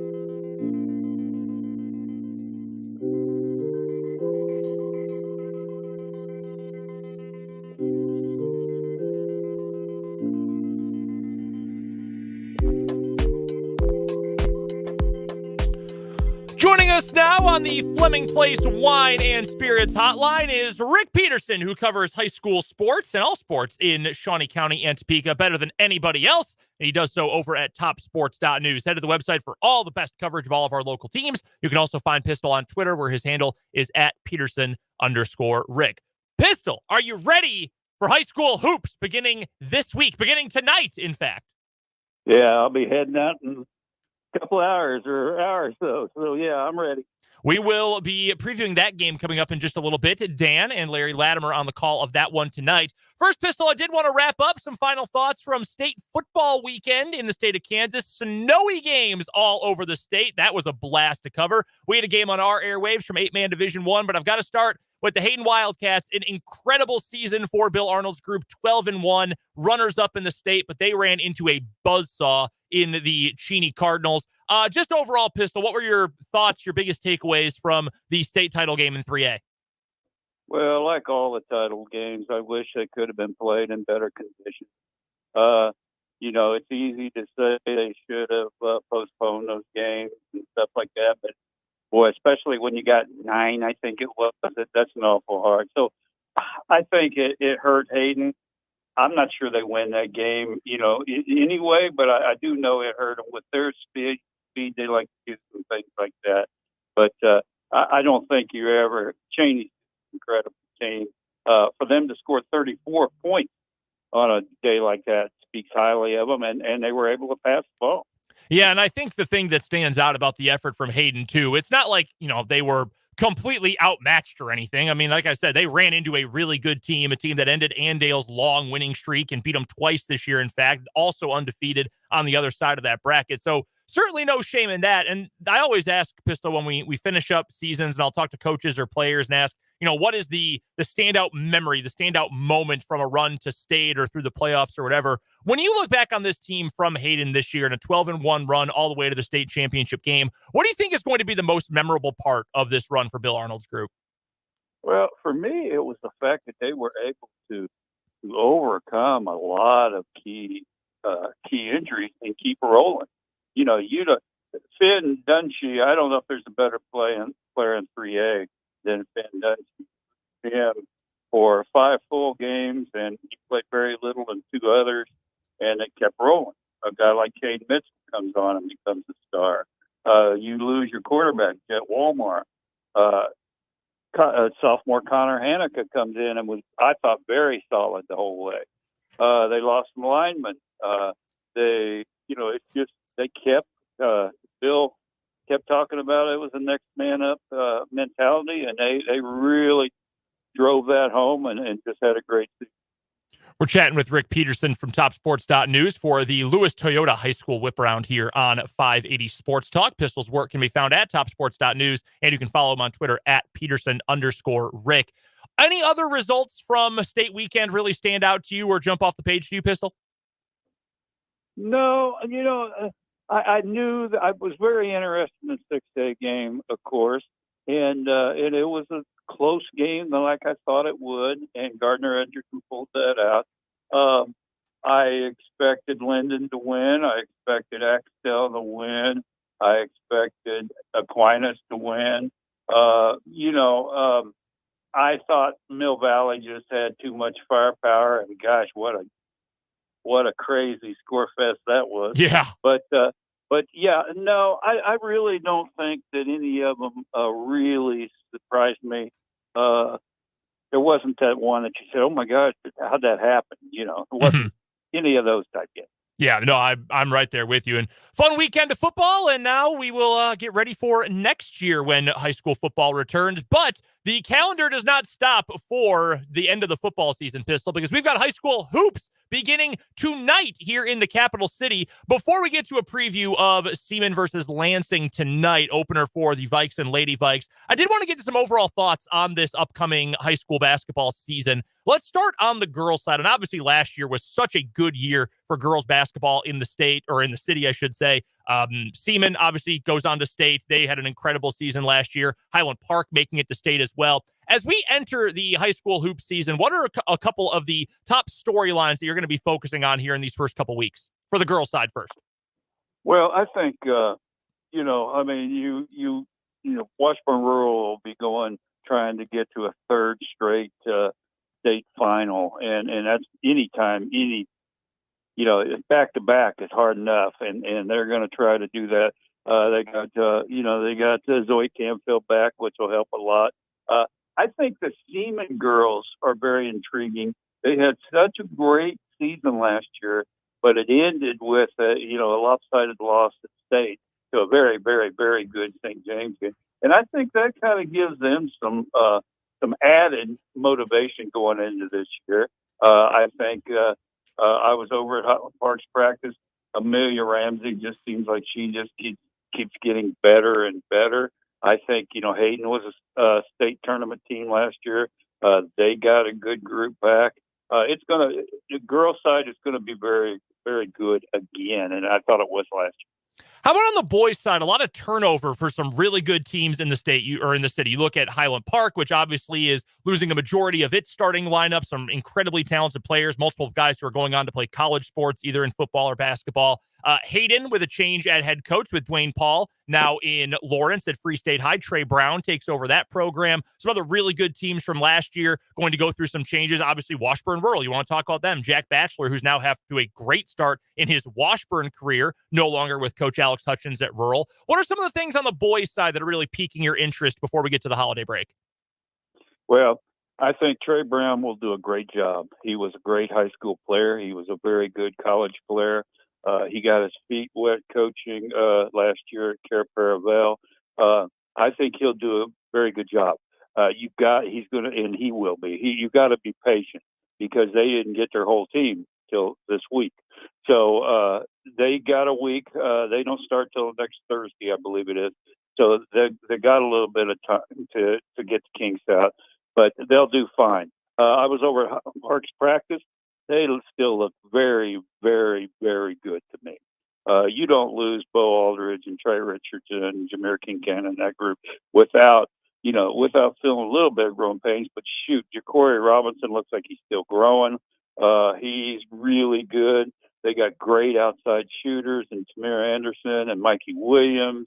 I still think they're going to be one of 5A's best teams. And, and there's some other, you're right, there's some other teams that lost. Seaman had lost most of their firepower, but they got Kayvon Bonner, who's going to be a great player. Shawnee Heights has Brennan Dodds and Jarrett Sanchez back to lead that team. High will be looking to improve. West always seems to be solid with Rick Bloomquist at the helm. So, and I think I really have been impressed with Alex Hutchins at Washburn Rural. And, he's got Caden Ballard to kind of build around. J.C. Heim got done with a great football season and turned right back around and went to basketball. So I think the boys' side's a little more unsettled than the girls, but I still expect to have some contenders by March. Rick Peterson of TopSports.news joining us for the Lewis Toyota High School Whiparound here on 580 Sports Talk, as he does every Thursday at this time. Pistol, I want to ask you about tonight's season opener in the capital city. Siemens boys and girls hosting Lansing in United Kansas Conference action. It's our first Lewis Toyota game of the week of the high school basketball season. I'll be out there with Larry Latimer on the call. Your thoughts on Siemens specifically? I know you touched on both the Vikings and the Lady Vikes in your comments, but what are you most interested in seeing early in the season for these two teams as they make their season debuts tonight? Well, I think the Seaman girls will just come out and not even miss a beat. I mean, like I said, I think they got some motivation because of the state loss. They got their firepower back in Anna Becker and Maddie Gregg and Taylor Stahlbomber and on and on and on. They get Ava Esser back, who missed the entire season last year. I look for them to roll tonight. The boys' game, I think, is a toss-up. I mean, you don't lose Caden Bonner and Aaron Davis, who scored a lot of their points. But on the other hand, those two were out quite a bit last year. So some other guys had to step in and play key roles, and I think that will help Craig Cox's team. Lansing changed coaches. Our good friend Jason Jones has moved on. So I think, like I said, I'm interested to see that. I think Seaman girls win. I'm really interested to see that boys game. Pistol, one question on the girls' side, too, with Seaman specifically returning almost all of its firepower from last year, and you listed off the names, and Gregg and Becker and Stahlbomber and bringing Esser back, and a lot of the bench depth is back, too. I mean, that's got to be, and I don't know for every team in the state, but close to the very top in the most returning production of any team in the state. Do you think, given the way last season ended in the quarterfinals of state, that is going to give this team maybe a little bit more of an edge? Because they just rolled through last season and then ran into a really good St. James team in Emporia. Do you think for all those girls having that kind of experience is going to help give them a little bit more of a bite, a little bit more of the edge as they approach this season? Well, yeah, and I think it is. And if I'm remembering right, they play St. James early in the season, if I'm correct on that. And so, I think they want some tough tests. I think they want to see how they handle them. But I think really just they're going to be a better team this year. I mean, let's face it. Matty Gregg was a freshman last year and still had an incredible year. Anna Becker was a sophomore and still had an incredible year. Matt Tinsley is a good coach, and I think he gets better as a coach. So I do think they'll be better, and I do think they'll have a little bit of that, chip. He said it in preseason. They'll have a little bit of that chip on their shoulder. You are right, by the way, Pistol. December 8th, so a week from tomorrow. The Pups are excited about that, too. Seaman going to be on the road in Johnson County to take on St. James. That's going to be that's better than a lot of early season college games we get, that kind of talent level in an early season game. Yeah, no, it is. And I always, Kevin Borderwick has always done that at Rural. He just really schedules tough. And I give Seaman credit for scheduling tough just to see where they're at and see if they've improved from last year and playing a team like St. James. All right, coming up tomorrow night then, Pistol, the first Friday of the high school basketball season. What games are piquing your interest, and where will we see you tomorrow night? I'm going to be at Topeka West to watch Topeka West and Baseford Linwood. But there's some other games that really do pique my interest. Shawnee Heights I think they have DeSoto right off the bat. So there's some really good games. And in that UKC, you got enough teams that you don't wade into it. You're playing right away, and you're playing league foes right away. I mean, tonight's games are league games. So those games always pique my interest. Topeka West really piques my interest on the boys' side because they lost a lot of their firepower. But boy, I was over at their practice, and they got some guys that can run and jump. And like I said, if they can play defense, if they can't play defense, they won't be playing for Rick Bloomquist. But if they can play defense, I think they're still going to be a factor in the UKC race. I was going to say, Pistol, I think Topeka West is a really fascinating program, both for boys and girls. For the boys, we know last year was a little bit of a transitional year, and they went through some adversity, especially as the year went on. And Rick Bloomquist has been very open talking about that. But they've got a lot of talent back. Obviously, one of the best coaches in the state, and they'll reset a little bit. Meanwhile, on the girls' side, and we know that program has had its struggles over time, but improved a little bit last year. And now they've had a last-minute coaching change before the season starts. And they've got some talent back, too. I've always been a big fan of Zoe Clark's game, among others. So they're going to be an interesting case. What are they able to do with a not first-time head coach, but with a new head coach stepping in last minute? Well, I think it's really. I think they got a good person to take over that program in Angie Ketterman, because she had years and years of experience both as a head softball coach and an assistant in basketball. She's a West kid. She played at West. She coached at West. She knows the school. She knows the family. And the thing they need right now more than anything is stability. And I think she'll give them that. And I don't know if she has any interest in coming back next year. She's listed as interim right now, but she's a good person to kind of get that program settled a little bit. For full coverage of all things high school hoops and high school sports in general from Topeka and Shawnee County, head to TopSports.news. That's where you'll find the work of Rick Peterson and his whole crew, who do a better job than anybody covering all of our high school sports here in the city. You can also follow Pistol on Twitter. His handle there is @Peterson_Rick, and he joins us at this time every single Thursday for the Lewis Toyota High School Whiparound. Pistol, we appreciate the time. We'll see you out there at Seaman tonight, and enjoy the games coming up tomorrow as well. Should be a fun start to the high school hoop season. Yeah, I think it will be. I'm looking forward to it, and it's good to look out the window and see good weather. So we should be okay, as opposed to last Saturday. Yeah, no kidding. No kidding. We appreciate it, Pistol. We'll talk to you soon. Thank you. That's Rick Peterson from TopSports.news. Always a blast to get to talk to Pistol here on Thursday afternoons. We've got to get to a break. We're halfway done with 580 Sports Talk. We'll come on back, talk a little Chiefs and a little Isiah Pacheco on the other side of the news right here on 580 WIBW.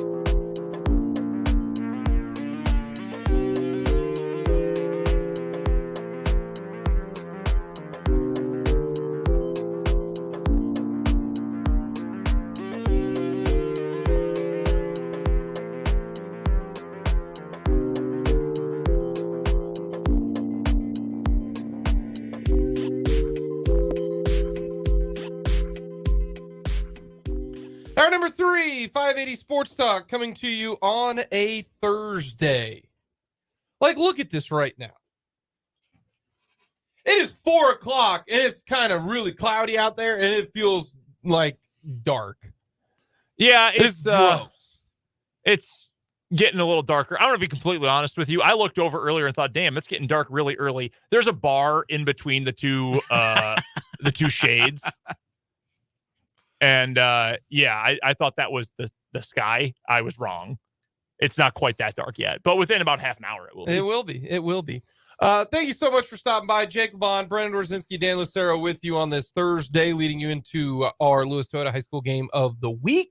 That'll be coming up this evening. Dan is actually very excited about this because Dan will be calling the game. Thus, he won't be able to watch his Seahawks play against the Cowboys because more than likely it won't go well for the Seahawks. It's going to be bad, folks. It's not going to be be real great. bad. So, hey, things get weird on Thursdays. Yeah. Got the Washburn Coaches Show from 6 to 7 tonight from Skinny Sports Bar and Grill. Washburn and Emporia on Saturday. Yeah, what a way to open up the season. Starting it out. How about that? So we got lots to get to. Hit us up on our text line, 785-272-9429. Real easy to get a hold of us. Also, check us out on our YouTube page. Go to youtube.com. Type in 580 Sports Talk. It's very simple. It is very easy. Mark from the YouTube comments said, salsa is good, but you need the right chips for queso. I'm an equal opportunity queso dipper. I don't care if the chips are flimsy. I'll just couple them together and dip it in the queso. I'm more about the size. Like I want a bigger chip if I'm having queso, because otherwise it gets on my hands. When did you find out that chips were just fried tortillas? When I was a child? I'm not gonna lie to you. It was not like last week, but like it took me a while to realize that, oh man, that fried chip, You could make your So- own. that's just a okay. tortilla cut up into the triangles. Okay. I need to ask a question. And I'm not judging. I'm not lying to you. That was like 10 years ago. Out of curiosity, before you were 29 years old, where did you think the name tortilla chip came from? I just called them chips. Well, yeah, but I'm sure you had heard the phrase tortilla Yeah, no, chip. I'm not gonna lie. Like I said, it was not as young as one Dan was. I was a little bit older, but some people didn't know that. Like I've seen people on social media like, oh my gosh, I did not realize that. Like, do you realize that if you eat 30 potato chip or 30 salsa chips, that's like eating, 10 tortillas? And I was like, yeah. Big fan of the tortilla chip. Incredible epiphany. If this wasn't recent, I'm telling you, by the way, I was mentioning when we were talking to Pistol, and Dan mentioned it too, we've got high school hoops beginning tonight. There's actually a city team that is in action right now. Yeah, Washburn Rural Girls. At the Hayes City Shootout. They are taking on Newton. No Zoe Canfield for Rural today. She did warm up. She's, of course, recovering from the torn ACL from a year ago. Rural's up 43-13 after 3 quarters without their best player. The Railers probably have they went off the tracks. Let's put it that way. Nice. The Junior Blues were a big reason of that. They are a machine. Well. We got we'll hear from Matt Nagy and hear from Steve Spagnuolo coming up in a little bit. But I wanted to get to this. What's the Chiefs' offensive identity right now? What's their identity? Before you answer that, here is Matt Nagy. What is the Chiefs' offensive identity? And here it is. I would say it's a good mix right now of a run game that has improved the last couple of weeks, which helps the play pass. And then, within the pass game, we understand that the downfield shots hasn't been as explosive, but it's being efficient and scoring touchdowns, and then being really, really good in situational football. Okay. So I think a few weeks ago, you look at red zone, and we were struggling there a little bit. We weren't scoring points. We were having some turnovers. We were several weeks ago, a couple months ago, third down, third and short, 3rd and 1. So really locking in during the week of being good situationally, but scoring more points. And I thought we did that in the second half too. We know that was something we had to get better at, and we scored more points in the second half. Alrighty. I swear to God, Matt Nagy and I are the same, because the question, this is like when you were in college or in high school, and it was a short answer question. It was like, what is your identity? And my thought process was, if I just put a whole bunch of crap in that little small space, then eventually I'm going to get the right answer and I'll get credit for it, right? Like, Yes. you remember that, In my day in college, that was when you had like a message board post. Different classes would have their own online message board where you had to answer. That was, well, I didn't read this, so but if I say everything in there, Start your answer run-on with sentences. the Chiefs offense is a land of contrast. like In this essay, I will. I wrote an essay for a short answer. It's not fill in the blank because that's just a one word. Sure. Then you got the short answer, which is, like a sentence or maximum 2. I'm like typing down, like, when you had like and this is bad on the tech or the stream will get, when you had like a piece of paper and they had like the big opening, I'd be like drawing like words down the side, like trying to add to it. Eventually I'm going to hit the right word and I'll get credit for it. That's what Matt Nagy did right there with that answer. Hey, Matt, what's your identity? Well, we're improving in the run game. We're not getting explosives, but we're getting better at that. Red zone is getting better. We didn't do that 1 week. Like, did he give you an answer? Did he actually he said the run game is improved and red zone efficiency has improved. Is that the identity of this offense? I believe I heard him make a comment about leaning a little bit more on the run to set up the play pass. Did I hear that correctly? You did. See, he's hitting. He put so much info into that box that you, Brendan, are like, I think he did answer it. But Dan might be like, well, they said, we're leaning on the run game, run game. But here's the thing. I don't really know that they are, at least not with their best running back. Like Isiah Pacheco this season, his season low in carries is 8. He's hit that number twice. Unsurprisingly, the Chiefs lost both of those games. I know he's not the reason why. I know that's outdated thinking, but work with me here. He has once gone over 20 carries. His next highest number is 19. He has, in every other game this year, between 12 and 16 carries. Like, he has been getting the exact same carry load all season long. Rush yardage all season long, pretty much exactly the same, between about 65 and 100 yards almost every week, save for 3. So I'm going to ask you, what is their offensive identity? You get 2 sentences. Go. They have the best quarterback in the league and a running game that they lean on a little bit more because they have lacked the explosive playability of years past. Okay. The Chiefs have a select amount of elite talent at quarterback, tight end, and at least a few offensive line positions. Ooh, is that a run-on or is that's a run-on? But because of that, David Foster Wallace has sentence. Period. Because of that, they are able to rely on those players and know that eventually they will make the right plays. Man, my English teachers would eviscerate you with that. In conclusion, the Chiefs offense is a Dog, you should see the texts I send sometimes. They're like texts don't matter. That doesn't count. That's communication. Look, you hear me talk every day. I'm very loquacious. I got a lot to say and not a whole lot of time to say it. I got to pack it all in. I used a number of commas. There might have been a semicolon in there.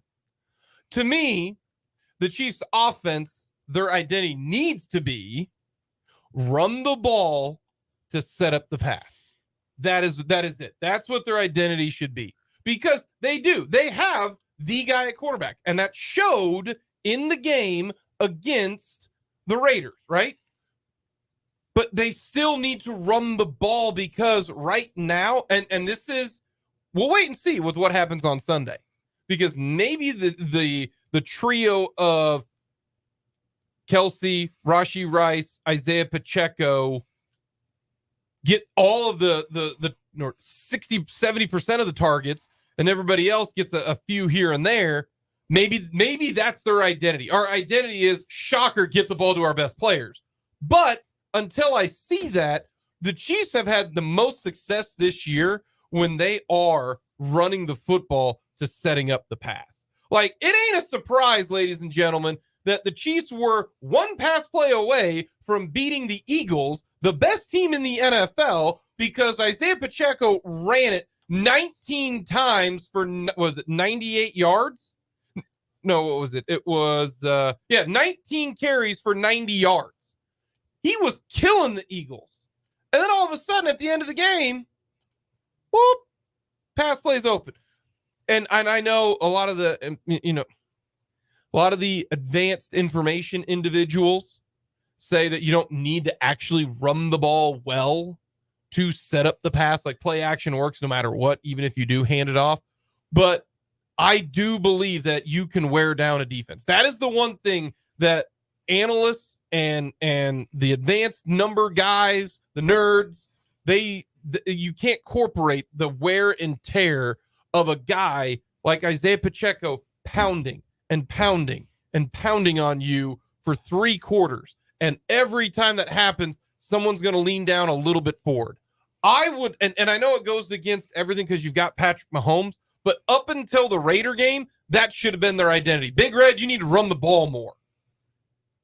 I'll wait and see what happens after maybe the Packers game, maybe that game against the Raiders was the magic elixir, right? Hey, you go to Vegas and you come away a big winner, right? Mm-hmm. That's the dream. Well, most people go to Vegas, they don't come away with the dream, right? They come away sad, maybe with a fun story.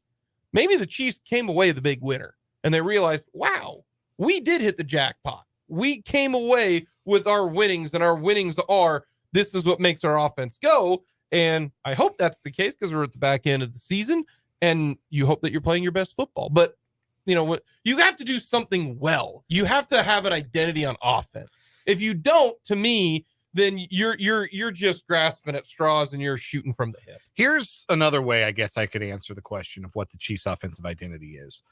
They are a team, and they became this team last year on their way to a Super Bowl championship. They are a team that excels at taking what the defense gives them.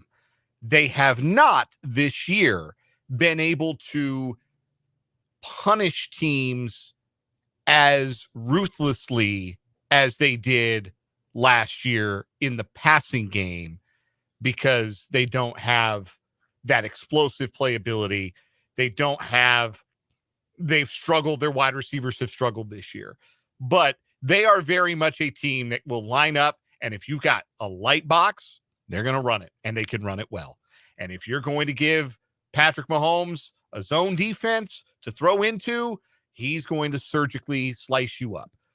They became that team last year. And I think they're still that team this year. The only difference between this year and last is they have not hit on the explosive pass plays quite as often. Mm-hmm.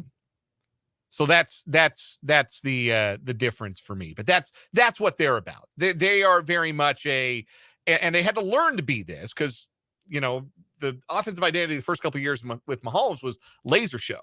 It was explosives, pew pew pew, like Jonathan Gannon in his little video when he met Rondale Moore for the first time. That was their identity. That sounded like a laser, like pew. Why is pew? Pew pew pew pew. Yeah. How do you spell that? You can go PEW or BEW if you believe it's Bew. Okay. I'm on board with you. I'm just. No, I didn't keep that to 2 sentences, but that's okay. No, I think that's you went with the Jake approach, trying to just shove everything in that answer. But I did have one teacher finally say, Jake, that's not fooling me. All right. Just because you write a whole bunch of stuff down doesn't mean you know the answer. You found an interesting stat, Jake, about Isiah Pacheco's yards per contact and why it feels like the running game is gaining more traction as this season goes on. Look at the yards per contact. Yards before contact. Yeah. Ready? 1. He did have a good one early on in the year. 4. 1. 1. 3, 2, 3, 3, 4, 3. Is the Chiefs offensive line figuring this thing out? Or are the Chiefs figuring it out? Or what is, because if you're getting, by the way, that 4 yards at the end was against the Eagles. He was averaging 4 yards before someone even touched him. That sets you up with a lot of second and mediums and a lot of second and shorts, because if you're getting touched on average 4 yards after the line of scrimmage, you're not just getting 4 yards. You're probably getting 5. Especially if you run 6. The way he runs. So that was interesting for me. Are the Chiefs just getting? Is the O-line better? Like Creed Humphrey, if you look at a lot of the analytical people say that he had a rough first start of the year, but then in the back half, he's been very good. Well, this group of 5 now has played together for a little more than half a season. So it would be natural to think that they're working in concert, because that's what, I mean, in pass blocking, this is true too. But in run blocking in particular, you've got to be on song. Yeah. You've got to be in harmony. And maybe it took a few games for this group of 5 with 2 brand new starting tackles to get to that point. And with Humphrey, as you said, raising his game, that has made the Chiefs rushing attack, I think, that much more potent, because you give a 3-yard head start to Isiah Pacheco, the way he runs. Good luck. Yeah, that's 5-6 yards at least. Good luck. If you're lucky. And the Chiefs actually handed it off. They ran a normal play, is what Brennan Dworzinski always says. They actually ran a normal play with Isiah Pacheco on 3rd and short. How about that? I will say this really quickly. You're playing a team this week in Green Bay that is as good as it has been in over a decade against the run. And according to expected points added, the Packers are still 20th in the league. It's an awful team against the run. Really, really bad. So Isiah Pacheco. And that's the thing to me. Like, we have all this information, this data, great about what the Chiefs have done. You're going up against a bad run defense. Let him do his thing. See if it works. The thing they did not do against another bad run defense they faced a few weeks ago, when they only gave him 8 carries against the Bronco team that can't stop the run And he at all. ran it for 40 yards, 5 yards a pop. Yep, exactly. Learn from your that's the next step for me. Learn from your past mistakes and apply them to a game where you should have an advantage. I just learn from your past mistakes. That should be life motto there. Coming up next, we'll have our What Is Wrong With You, and then we will hear from the coordinator.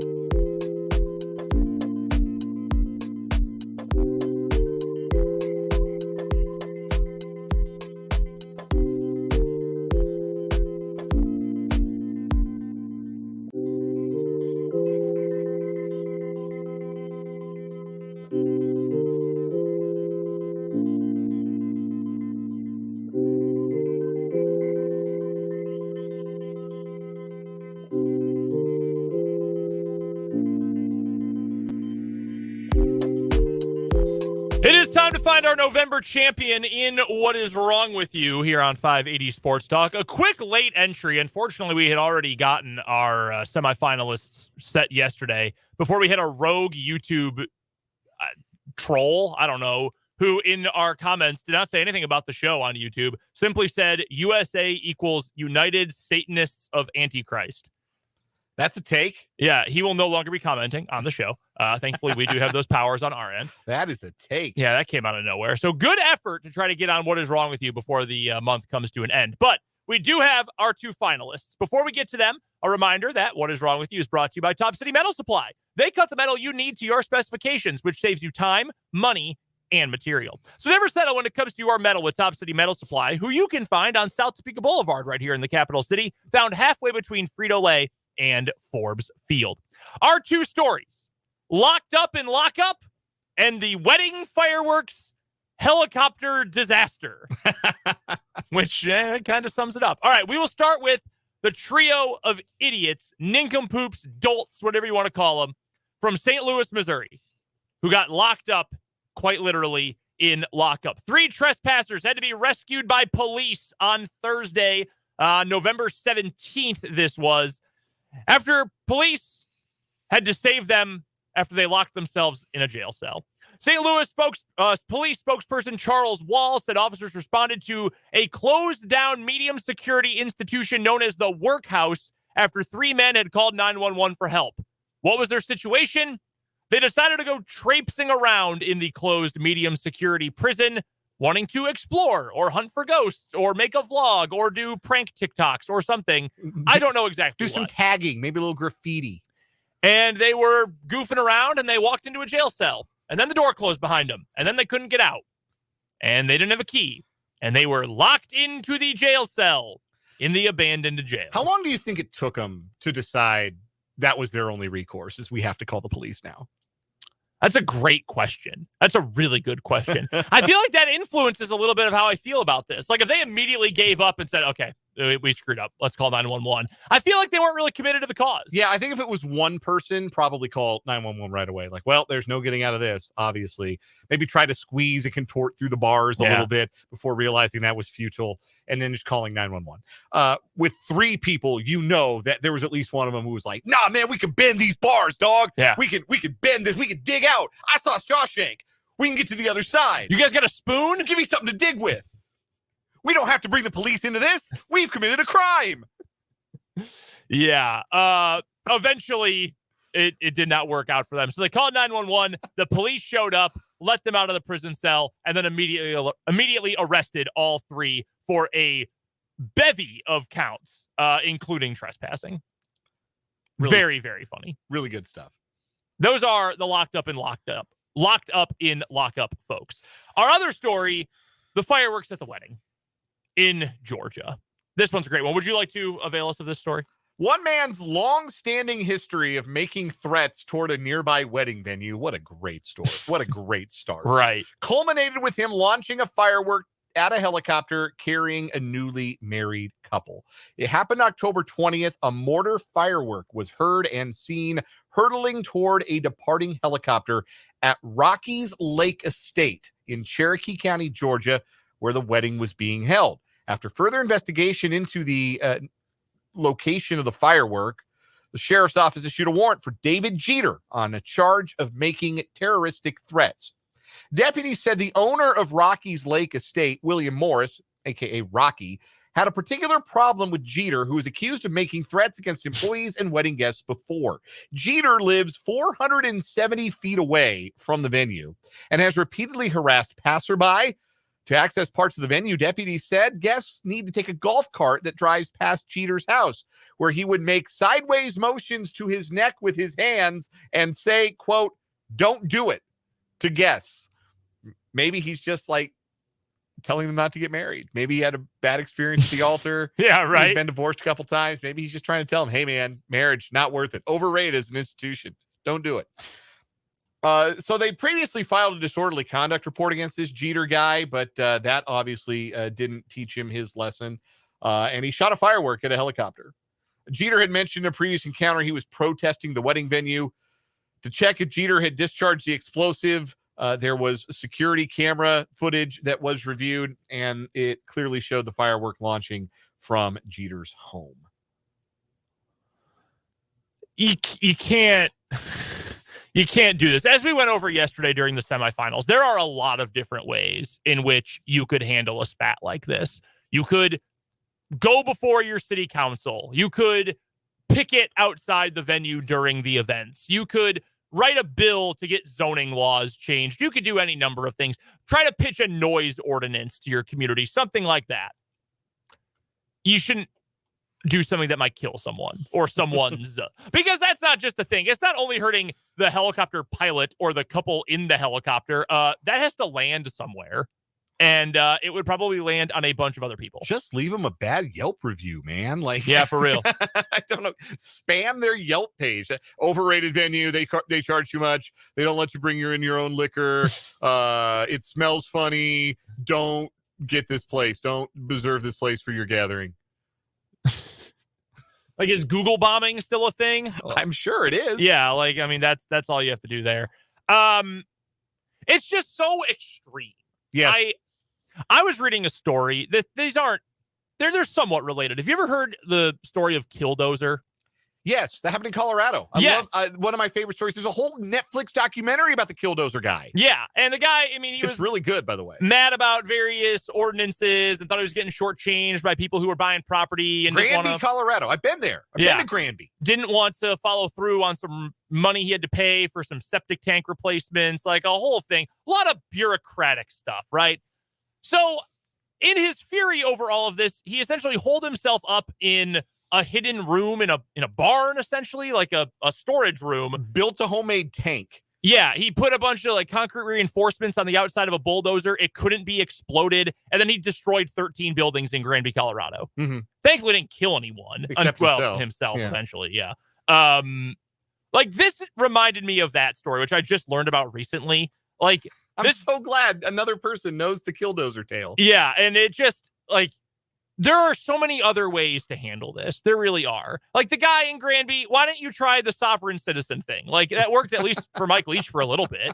Like, you could have gone with that. This guy could have done any number of things differently. And honestly, I think that's why I'm picking this one to win, because it's the biggest jump from like bureaucratic red tape to I might actually kill someone with a firework in a very gruesome way. Whereas the other guys are hysterically and historically dumb, but they didn't almost kill someone. I'm afraid we're in an impasse, my friend. My vote goes to the guys who locked themselves in a prison. Wow. Like, they had to know that was a possibility and had to prepare for that to be a possibility. Hey, what if we get jammed up in a place we can't get out of? That's true. I don't know, Larry and Curly. Let's give this a try anyway. And then these dopes wind up locked in a jail cell and have to call the cops for help. How do you imagine that call went? Yeah, remember that old prison you guys condemned a year ago? Yeah, we're in it and we're behind bars. Please do not ask any follow-up like we never got you out of there? Well, not exactly. Please do not ask any follow-up questions. Just come and set us free. It doesn't matter how. Please do not ask how. That is so funny. It is a great story. All right. Voted for each other's stories. How about that? Yeah, that's wild. All right. Well, do we go to the text line on the YouTube? I think we have to. We got to throw it out to the text line, 785-272-9429, and the YouTube comments if you're watching us on the YouTube stream. Weigh in now. Who do you like? Locked up in the old lockup or wedding fireworks? We're going to put 1 minute on the clock starting now. Get your votes in. 785-272-9429 or the comment section on YouTube. We put 1 minute on the clock. We would love to get your votes to help us pick a winner. We've got one in for the fireworks right now. And Georgia. Classic. I still am amazed that they decided to get a helicopter for their wedding. Yeah, that's a little showy. Yeah. A little ostentatious. It wouldn't have been a move I would have made personally. No. But we've got 2 in for prison, 2 in for fireworks on the text line.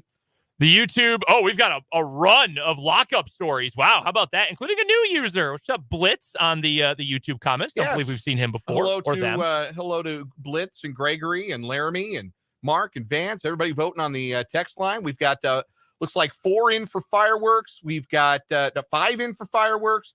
And we've got... final 10 seconds. 5 in for the prison. How about this? Right down to the wire. We got a dead heat. All right. Time is up. Final vote in for locked up. All right. That's our winner. Locked up beats the buzzer. Wow. Quite literally with 1 second on the clock. That's impressive. What a great month. Was it September or October that was a little bit down? Might have been last month. Yeah, October I think was a little down. Yeah, little bit of a slump. Little substandard for us. But, we're all the way back, though. Yeah, we came This is back a with great a month. vengeance in November. We really did. Fantastic. All right, that is our winner. Locked up and lock up. Either one. That's a winner. Either one. That is a great pick for this month. That is our November winner in What Is Wrong With You, sponsored by Top City Metal Supply. Metal cut to order when you need it. Top City Metal Supply, located on South Topeka Boulevard. Coming up on the other side of this timeout, we're going to hear from the coordinators for the Kansas City Chiefs, both Steve Spagnuolo and Matt Nagy. We'll hear from them next, right here on 580 Sports Talk.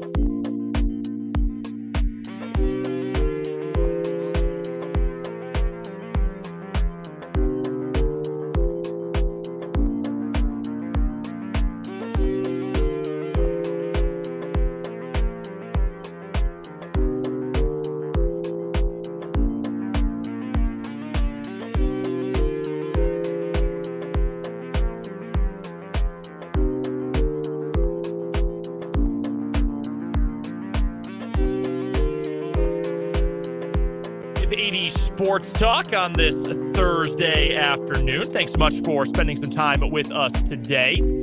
Brendan Dorzinski with you in studio. We've got high school basketball coming up tonight here on the Sports Voice of Kansas. That's right. First game of the season for both the Seaman boys and girls. The Vikes and Lady Vikes in action, taking on the Lions of Lansing, with pregame coverage beginning at approximately 5:30. Of course, things are always, a little bit off, depends on the JV game, etc. But 5:30, the expected start time. Dan Lucero and the coach, Larry Latimer, will be on the call of that one from Viking Gymnasium right here on 580 WIBW. The girls first at about 5:45 for tip-off, with the boys game to follow 20 minutes later. Do want to give you a programming note for those of you who are watching along on our YouTube stream today, 580 Sports Talk on YouTube. First of all, we would love for you to go check out the YouTube channel and subscribe if you haven't already. We're getting close to 400, our next benchmark number. So if you wanted to go check us out, support our video content on the show, head on over to youtube.com, search 580 Sports Talk, and that's where you can find the live stream of the show every day. We are going to be ending the stream at 5 o'clock today. We will be on the air until 5:30, but due to some people moving around, Dan's got to go cover the game. I'll be getting ready for the Washburn Basketball Coaches Show. The video stream will be done at 5 o'clock, but we will be on the air on 580 AM and FM 104.9 up until the start of high school basketball tonight. We'll hear from Mitch Holthus coming up in the final half hour of the show. We'll get you a couple quick headlines before we get out for the day as well. So just a heads up, if you're listening on your radio or you're listening online at 580WIBW.com, you're good. You're golden until we're off the air. If you're watching along or listening along on YouTube today, might want to get to a radio or the station website after the start of the 5 o'clock hour.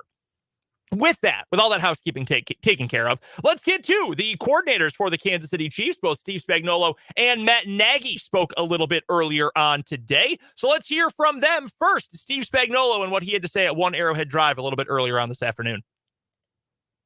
I wonder how you've seen Drew develop the last month or so. I tell you, to me, that might be one thing that goes unnoticed. I think the guys as a group are playing really well, except for that beginning quarter of the last game. I still can't forget that. But what I think gets lost in the whole translation here is that, we lost a really good football player in Nick Bolton for a number of games here. And yet, I think I've said this before, we've slid Drew in there and really haven't skipped a beat in terms of, having to cut things back, communication, the back, you guys know that the back end and linebackers, they got to be like this, the chemistry. And we didn't lose that at all. And sometimes that happens. I mean, I've been down that road before with a Mike linebacker who's been the communicator and the signal caller. We've lost them and it takes a little while, but we didn't skip a beat with Drew. We're really fortunate we got him. I mean, Brett Veach and his crew identifying him as a player we could get, and then him being willing to come here and knowing that, we had a lot of linebackers, but he's a team guy. I know his teammates love him, and I love what he's doing for us, so I can't say enough about Drew. Do you see growth in like run fits or understanding what he's doing? That sort of thing? Listen, I haven't had Drew but this year, and immediately when he got here, I could see a cerebral player, and he plays really fast. Like, he is fast physically, but he plays fast. He reacts to things really well. I think he's developed in all facets of it. The most impressive thing to me has been that you can give a guy that much volume in the first year in any system, and he's kind of excelled. He hasn't gone backwards. That's been the impressive thing to me. Steve, so many of the guys who were playing for you this year were drafted by the Chiefs, and some of them in low rounds. Yeah. I mean, is it remarkable to you how you guys have seemed to hit on so many of your defensive draft picks, even guys who aren't first or second round guys? Well, I'll tell you what, I don't typically think of that in terms until it's brought up, and then I think about it a little bit now. But I will say this: it's really good work in identifying some characteristics that we look for, and then I think it's really good development by coaches and teachers that are here developing those guys. I mean, if somebody's getting drafted lower, and assuming the whole NFL world is accurate that that's a lower round draft pick, and that person becomes something that we didn't think, then somebody's doing something right. I'm talking about the coaching and the developments of it. So our assistant coaches, I think, are doing a great job. But it began with Brett Veach and his staff identifying guys that, and the great thing about Brett is that he is always communicating with us on what do you need, what fits for you, what kind of characteristics you're looking for. And that's been like that from the beginning. That's why I think he's one of the best in the business, because the collaboration with players is terrific. So what's different about how you guys do things here than maybe you've done it other places? Well, our side of the ball has been the same wherever I've been, because that's just what I believe in. And I know Andy believes in the same thing, that we're really just teachers. And we've always identified good teachers. I'm talking about the guys that we hire as coaches. And I think that we have that. I know Coach Reed has always expressed that in guys that he's brought in here. That's the number one thing he's looking for. And I don't think we ever get away from, as a head coach, as coordinators, we ever get away from pounding the details and the fundamentals. It's not all about scheme. It's more about all that stuff that we're talking about. And then I think that leads to the development of players. What about Felix? How's he coming? I think I think Felix is doing well. I know we're not seeing the numbers. And I talked with Felix the other day. He's got a bunch of guys in front of him that are playing pretty good. And that's kind of just what happened in his rookie year. But at some point here, We don't want anybody to get hurt, but he's going to be called upon at some point to have to. He didn't have very many plays last week. One sticks out that he did really, really good on, and then one he didn't do really good on. And he knows that, but he's going to learn. I see him correct things. Like I've seen mistakes he's made, and whether it's in practicing games, and I see him get it corrected out on the field. So we'll just hope he keeps doing that. I mean, are you comfortable with him in a bigger role if you see? If it happened, yeah, we'd slot him right in there. We wouldn't hesitate to stick him in there if we had to. But I do think the guys there that are playing right now have been doing a pretty good job. The second drive, the Raiders came down. They had a 4th and 1 at the 12. They wanted the field goal. They missed it. A few years ago, maybe like when the Cincinnati, I can't remember if it was here or there, but they kind of hit you with a bunch of 4th downs, and it was kind of new. Now we're 4 years down the road, 3 years down the road. That's not new. Were you surprised they didn't with the success that they had? And it's not like the game turned because the big run after that on the next round, but were you a little surprised? I mean, if I look at it from their point of view, if I'm over there with Antonio, I mean, that's a 50-50 call, right? Try to get to 10-0, or try to, if you don't get it, I don't know. Listen, that's purely probably a gut call. Now, were we prepared for them to go? Yeah. Go for it. Yeah, we were prepared for that. And then when he didn't, you just line up and hope he misses it. But that's a pretty good field goal kicker. I don't think anybody expected him to miss it. But. And then he said, you can have 2 my guys on the team.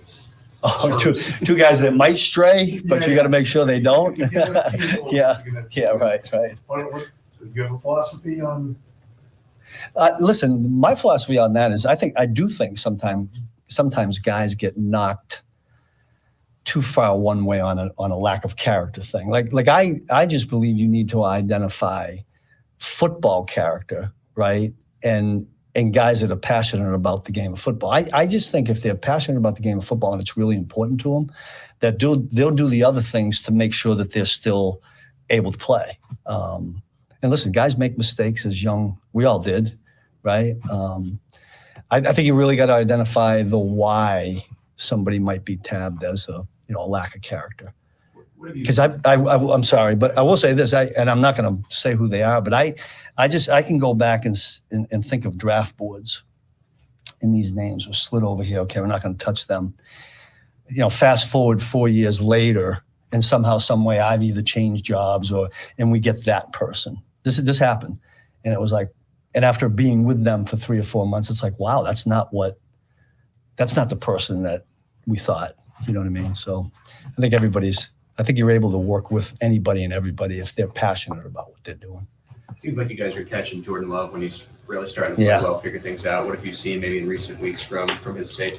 I've seen a lot of progress, but I will say this, even when we played him in 2021 in that game, I was impressed with him coming out of that game. I never thought he got rattled. And we played really well defensively, and we had some success, and they scored the one at the end. I give him a lot of credit for that. But I came out of that game saying that he had something that you really couldn't rattle him. I thought we could, and I've seen him progress through that. And now I think they're kind of hitting a stride. I was telling our defensive back group this yesterday. Their wide receiver core is a little bit like our defensive backs were last year. Everybody was saying they were young and they were rookies, like they were 1 or 2 year guys, right? And as the season went, and that's what that crew's doing, the quarterback and the wideouts. I think as the season has gone on, they get better and better. I want to ask you one about the game last week. Chris Jones said after the game that he was like, on the 4th down play, maybe didn't do exactly what he's supposed to do, but it worked out. The short one? The short one. And then we asked about it yesterday. He said you guys hadn't gone over the tape. I was just wondering because he was worried that you might be angry that he did the No, he actually did the right thing. I don't know why he thought he did it wrong. Sometimes he thinks he does it wrong and he's actually doing it right. No, I thought him and Derek got off the ball really well, which allowed Drew actually to come free and get in the backfield and get the negative play. I didn't give him a minus on that, so he must have done something right.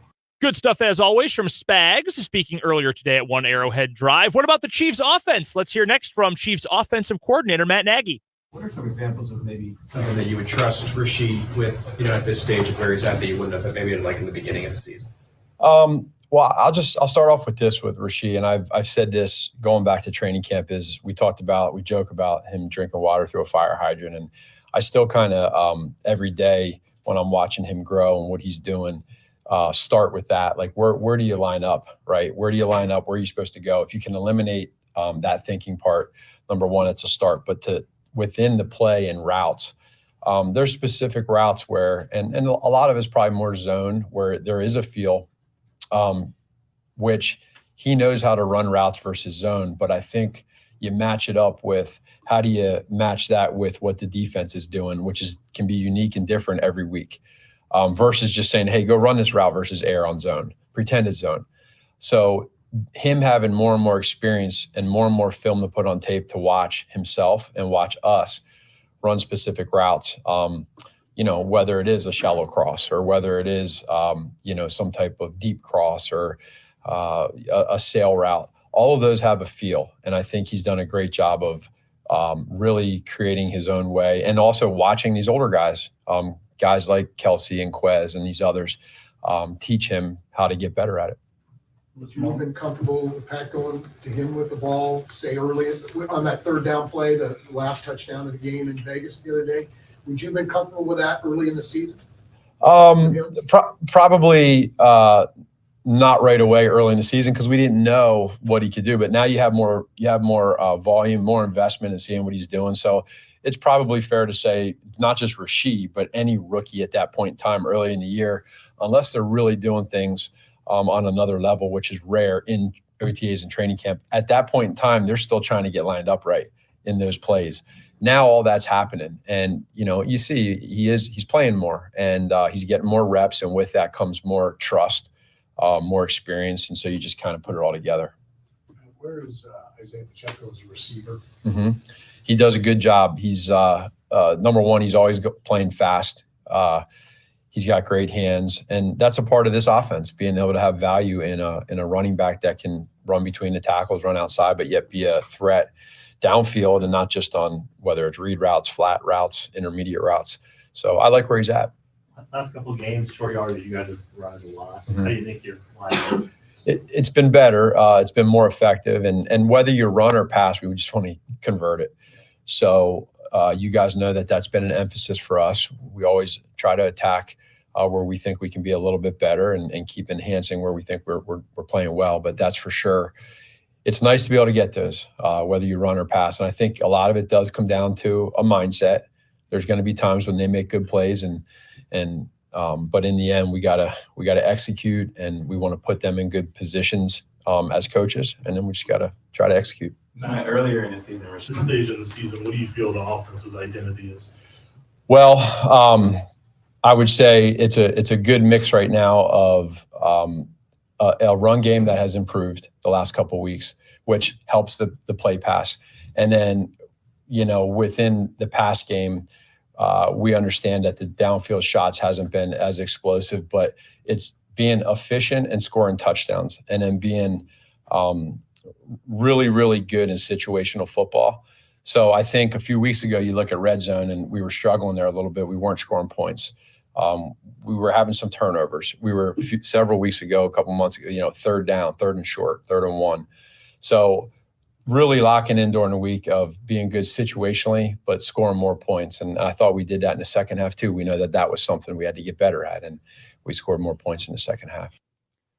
Those are the Chiefs offensive and defensive coordinators, Matt Nagy right there. And just moments before that, hearing from Steve Spagnuolo, who spoke earlier today. Of course, it'll be Chiefs versus Packers coming up on Sunday night. We'll talk to Mitch Holthus, the voice of the Chiefs, coming up, all about that game here in just a little bit. In fact, he'll join us at the top of the 5 o'clock hour, normally at the bottom of the hour. But since we're done early today for high school hoops, we'll hear from Mitch coming up right after the news. Again, a little housekeeping note for you. A couple of them. One, the Washburn Rural girls, speaking of high school basketball, didn't have a final score yet, but they were cruising past Newton. So Kevin Bordewick's group will start the high school hoop season 1-0. And of course, tonight, coverage beginning at about 5:30, tip at 5:45 for the girls, the boys to follow after. We've got high school basketball presented by Lewis Toyota right here on 580 WIBW. Dan Lucero and Larry Latimer on hand at Viking Gymnasium for Seaman versus Lansing coming up in just a little bit. But first things first, we've got to take one more break for our national and local news. We'll come on back. We will hear from Mitch Holthus. If you are watching on YouTube, move on over to your radio. The video stream is going down for the rest of the day, but we're still on until 5:30 with you right here on 580 WIBW and 580 Sports Talk.